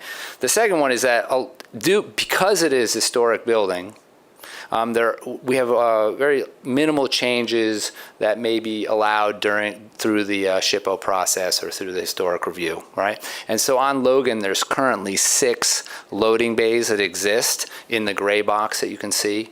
Maybe I'll use my mouse. Oh, that's good. Right here. So can everyone see the mouse right in there? So there are 6 loading bays, and we plan to maintain that. The programming of that and who will use those certainly will develop as the project, develops in further phases. So 6 are located there. Also, there's another loading bay, which I would say street parking, which is parallel on the street, which is adjacent to the self-storage. So to answer the question, like how that would work with self-storage, we have one adjacent, which is the 10 by 30 spot that under the zoning requirements, there's a handicap accessible ramp that would allow you to go up into that single point of entry at the self-storage entry point. And then if one wanted to leave the southeast corner of the site, there's pedestrian access that would take you into the loading bays, and we can further develop interior access if necessary. So the 6 off-street loading, those are existing loading bays that you would repurpose for an unknown user within the site, not dedicated to self-storage, is that correct? It could be used for self-storage, it could be used for the makerspace, it could be used for the residential, it could be used for the maintenance staff. And I think the intensity of uses may dictate overlap. It may dictate, keeping it more dependent on that use, and I think that will come out through the project development in the later phases. And then there's certainly on Century, the other loading space, which is more proximate to the entry for self-storage, which also has a ramp access for accessible entry into the self-storage Okay, component. so if I knew how to drive a U-Haul and I were driving a U-Haul, I would use the Logan truck bays, is that? You could use the Logan truck bays. Or just park in the parking spaces? Or park in the parking spaces, yeah. Okay. We also, I want to point out that there are some drop-off points around the perimeter site, but not dedicated for loading bays, I would say. Okay. What is the stretch? I mean, that's a fairly significant stretch of the street on Logan that's now loading, a curb cut. Is 6 really necessary, do you think? Or are there some street space improvements that could be made? I mean, it's just an unfortunate pedestrian space to remain in its current condition. I believe we came to the 7 number based on the zoning requirements for loading, based on the gross calculations, so. Are you saying that we could do less? Or? Elizabeth, thoughts? There may be an opportunity to work with staff on the appropriate. Yeah, I think that I understand the ordinance requirement and why it's in place. I'm not sure the intent for development of this scale was to consolidate them into one location on the site, especially if it's external, that then results in a, I don't know, 200-foot curb cut. I will point out that curb cut exists now, but we could, improve it, absolutely. Yeah. Have you identified a third party company that will operate the storage or not? Yeah, Okay. they have a partner. I don't need to know who it yeah. is. I'm just curious if you do and if they've weighed in. Do you have a preferred number of loading spaces? Well, the preferred number as it relates to the overall site, if it's appropriate, we'd love to study that a little bit more and maybe get back to staff and make a recommendation at a later point. Yeah, and looking at that section, there is an administrative departure. For a project like this, we would typically look to the Planning Commission to opine on that. But if the Planning Commission's comfortable in maybe sharing my concern about that condition, although existing today may not be ideal for tomorrow, post-development, that we have a little bit of flexibility to determine at a staff level how many are necessary, what improvements could be made based as the tenant information becomes more apparent and understood. So We'd appreciate that. Thank you. Okay. And I would recognize that would be a much needed improvement on Logan, particularly for pedestrian safety, and I think it would be well received, and we can work through that if it's appropriate. The Planning Commission shares my sentiment that it's unfortunate, then we'll continue to advance those conversations to try to come up with an improved design, but still meet the loading needs of the development. I just have one more question, and I don't want to beat a dead horse here, but I just want to make sure that I understand it correctly, that the only entrance to the proposed self-storage is external to the rest of the building off of Century. Is that correct?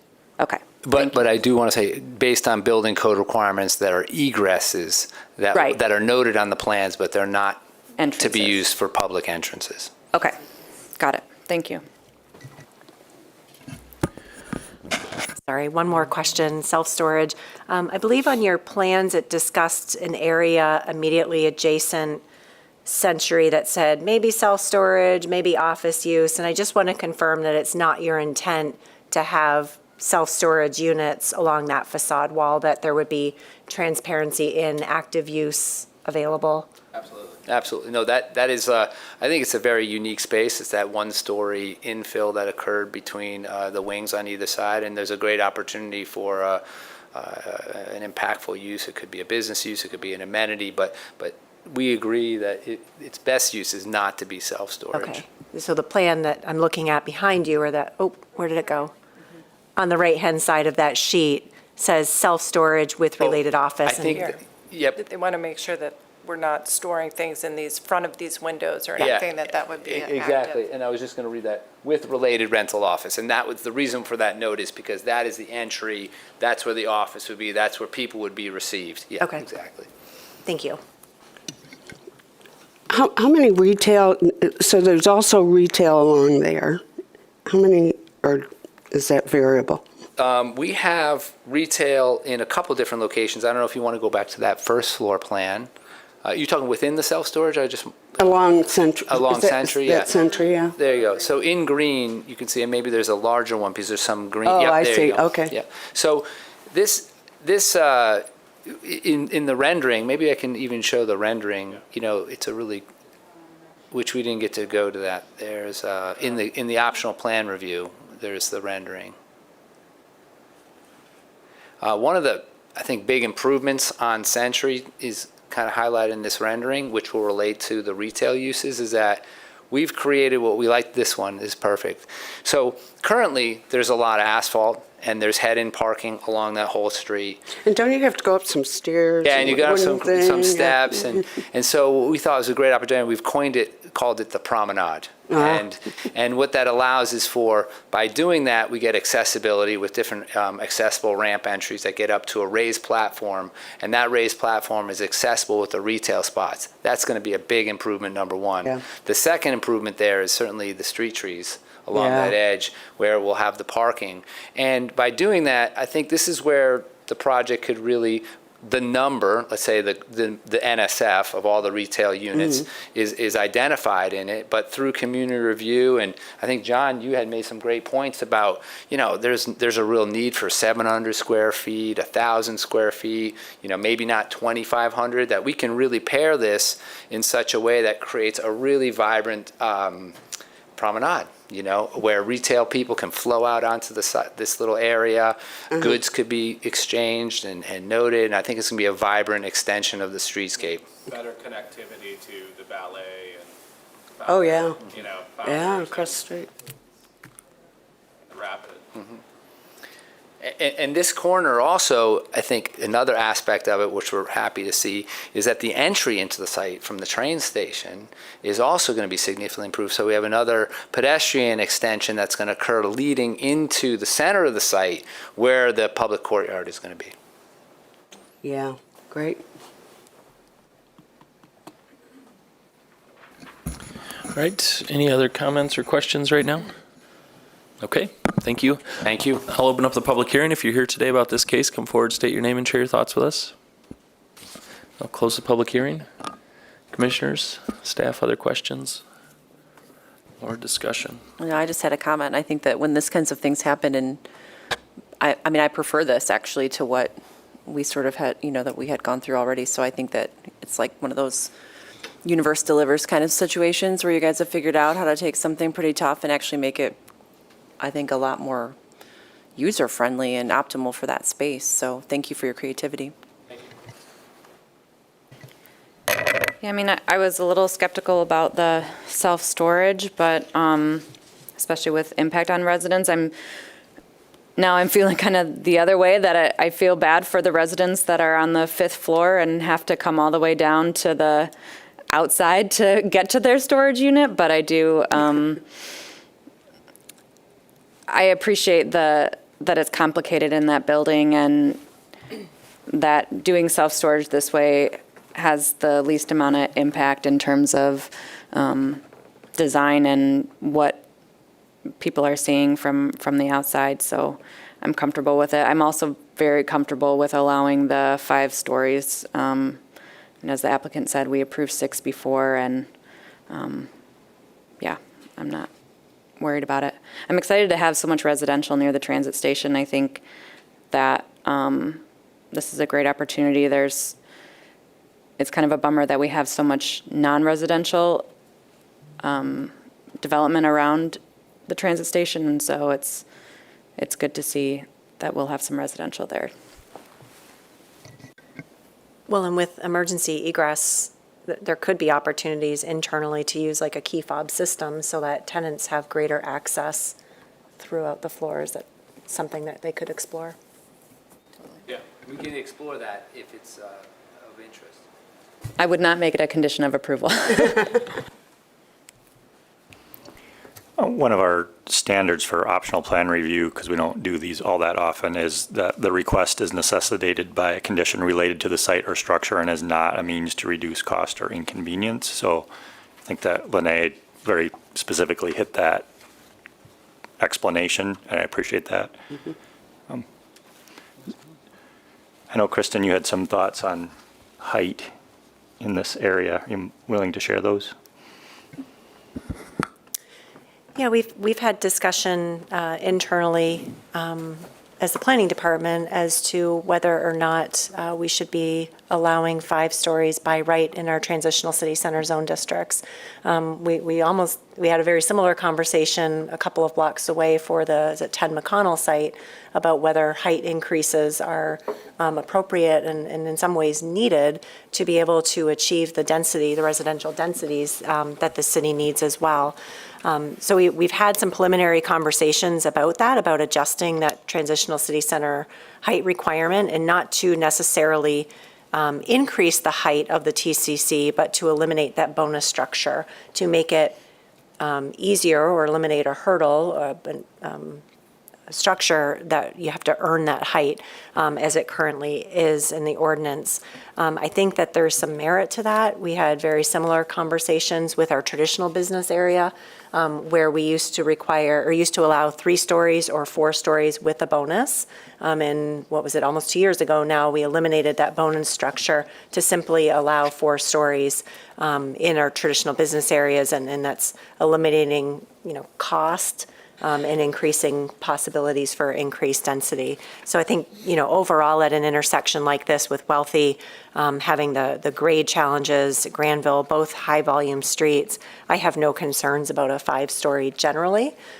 Where I hesitated to think that it was appropriate for staff to consider this, although less than what you approved previously, there was very deliberate conversation about why allowing a 6-story and using the optional plan review tool was appropriate for these particular cases. And I didn't feel that it was appropriate for city staff to make that determination, especially since 5 stories is allowed in the zone district, albeit you have to earn it through an incentive.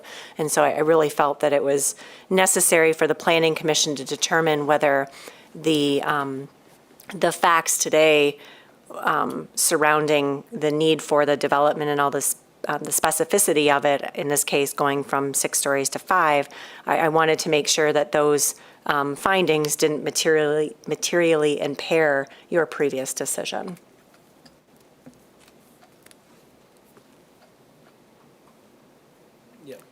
Thank you.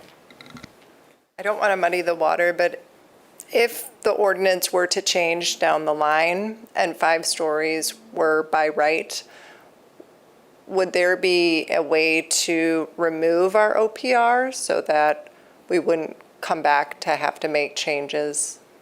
Or I would say if the ordinance were to change, any future considerations would be subject to the new ordinance. Okay, thank you.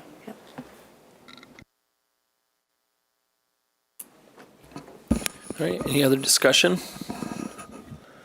Are we in agreement that the use of self-storage is okay in this case, how it's laid out? Makes sense.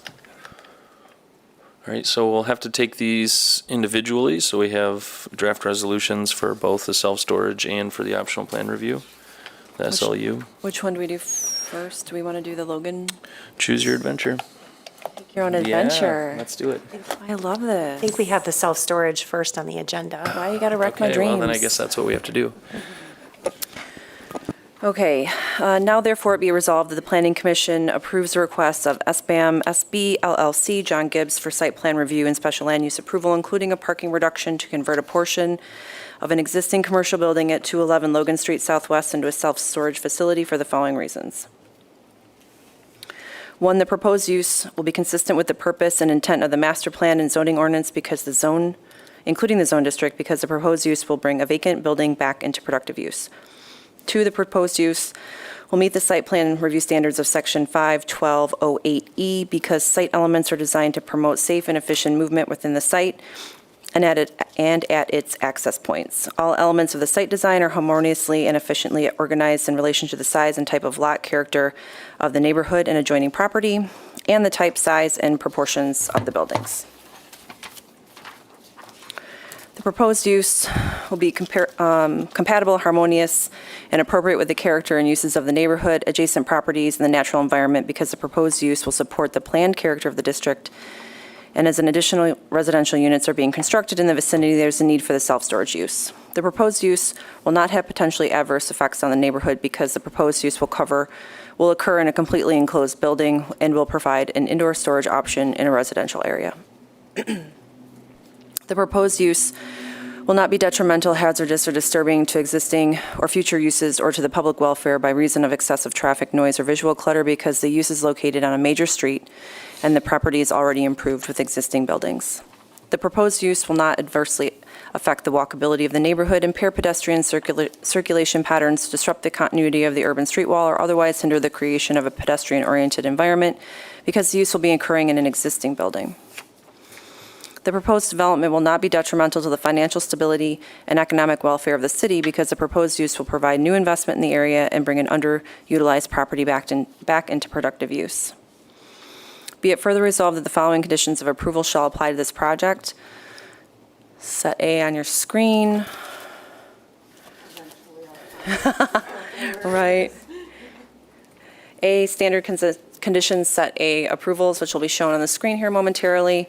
And since they've already been read, I'll just continue on with the resolution. B, there shall be no commercial enterprise or activity operated from the storage units. C, that no storage of combustible or flammable liquids or fibers or explosive or toxic materials shall be permitted. D, that the ground floor interior space adjacent to the exterior window shall be devoted to active use. E, that the building and site shall meet the requirements of Article 2, Chapter 175, Crime Prevention through Environmental Design, SEPDED ordinances. F, that the building elevation shall be subject to review by the State Historic Preservation Office. G, that the loading and unloading areas with direct access to the street and all proposed right-of-way improvements shall be subject to engineering and mobile GR review and approval. Second. All right, we have a motion and support. Any discussion on that motion? Can we add the planning department to condition G, that the right-of-way improvements shall be subject to planning, engineering, and mobile GR? Sure. That sounds great. Still support. Okay. All those in favor of the motion say aye. Aye. Any opposed? All right, the motion passes. And next, did you want that one too? I think I can do both. First week okay. of school, not a lot of voice left. I can do it. Yeah. Thanks, Laurel. Yeah. Unless Paul wants to do it. Okay. Or anyone else. Aaron, it's your first meeting. You want to do this motion? All right. Okay. Takes a while.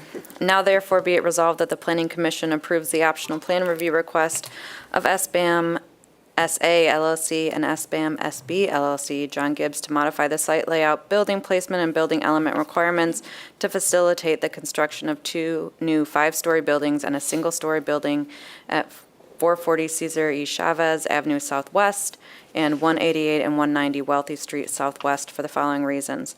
The project will meet the site plan review standards of Section 5.12.8.e because the site will be developed so as not to impede the normal and orderly development or improvement of surrounding property for permitted uses, and the development will be designed to meet all other requirements of the zoning ordinance.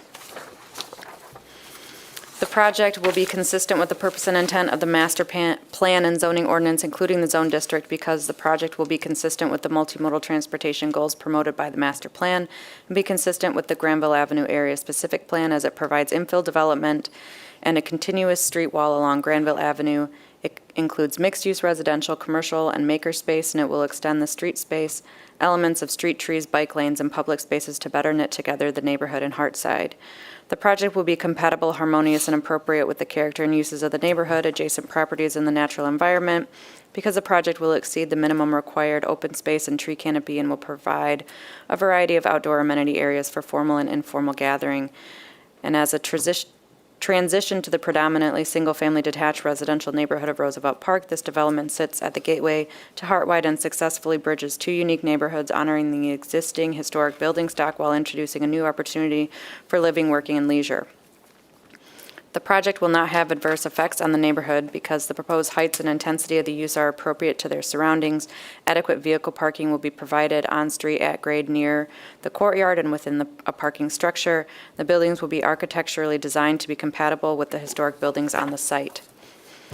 The project will not be detrimental, hazardous, or disturbing to existing or future uses or to the public welfare by reason of excessive traffic, noise, or visual clutter.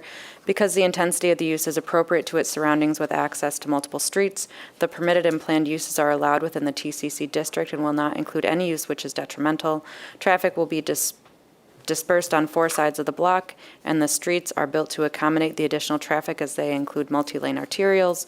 The project is within a 5-minute walk of Rapids Central Station, will include a mobility hub to facilitate multimodal transportation options. The project would not adversely affect the walkability of the neighborhood, impair pedestrian circulation patterns, disrupt the continuity of the urban street wall, or otherwise hinder the creation of a pedestrian-oriented environment, because the proposed project includes buildings that are placed at back of curb along major streets to form a continuous street wall, helping to knit Hartside to the Roosevelt Park neighborhood and improve walkability. The project will not significantly modify the basic standards of the zone district to the extent that it adversely affects the established or future character of the neighborhood, because the requested modifications in the number of stories will be consistent with the established pattern within the block. And this project is unique in its scale and provision of a common courtyard and will not establish precedent, as it is the only property in this neighborhood with similar characteristics, and all other zoning requirements of the TCC zone district will be met. The proposed development will retain as many natural features of the landscape as practicable, because no original site feature exists, as the development will occur on previously developed property, and the project will result in increased green space and tree canopy. Public or private infrastructure and services already exist and are adequate to support the proposed development. The project would not be detrimental to the financial stability and economic welfare of the city, because the use will encourage other investment in the area. The many new residents are anticipated to patronize businesses in the vicinity, and the project will help meet the demand for affordable and market-rate housing. The proposed project will comply with all other applicable city ordinances and policies and all applicable state laws. The project will provide urban space or other amenities that serve a public purpose, because public open space is provided within the common courtyard. The request is necessitated by a condition related to the site or structure, and is not a means to reduce cost or inconvenience, because the request is necessary due to the desire to preserve a historic building that represents an important part of Grand Rapids past as the Furniture City. To preserve a building of this scale requires additional height in the new buildings to accommodate the densities permitted by right. The allowance for a 1-story cafe building ensures that this space remains affordable. Be it further resolved that the following conditions of approval shall apply to this project. Standard condition set A, approvals, striking 5? And 2, that with the exception of the preliminary site layout and requested height waivers, the project shall meet the requirements of Article 6 and the recommendations contained in Chapter 3.2 Building Composition of the Downtown Grand Rapids Street Space Guidelines. Support. All right, we have motion and support. Any discussion? Would you also consider a condition that states that the applicant shall work with the planning director to determine the number of loading spaces needed to support the development, and the proposed design be reworked to create a more pedestrian-friendly streetscape? Yes. Yes. Thank you. All right, any other discussion? All those in favor of the motion, say aye. Aye. Any opposed? All right, the motion passes. Thank you. I'll open up the public comment portion of the meeting. Close public comment. Any other business? All right, we're adjourned.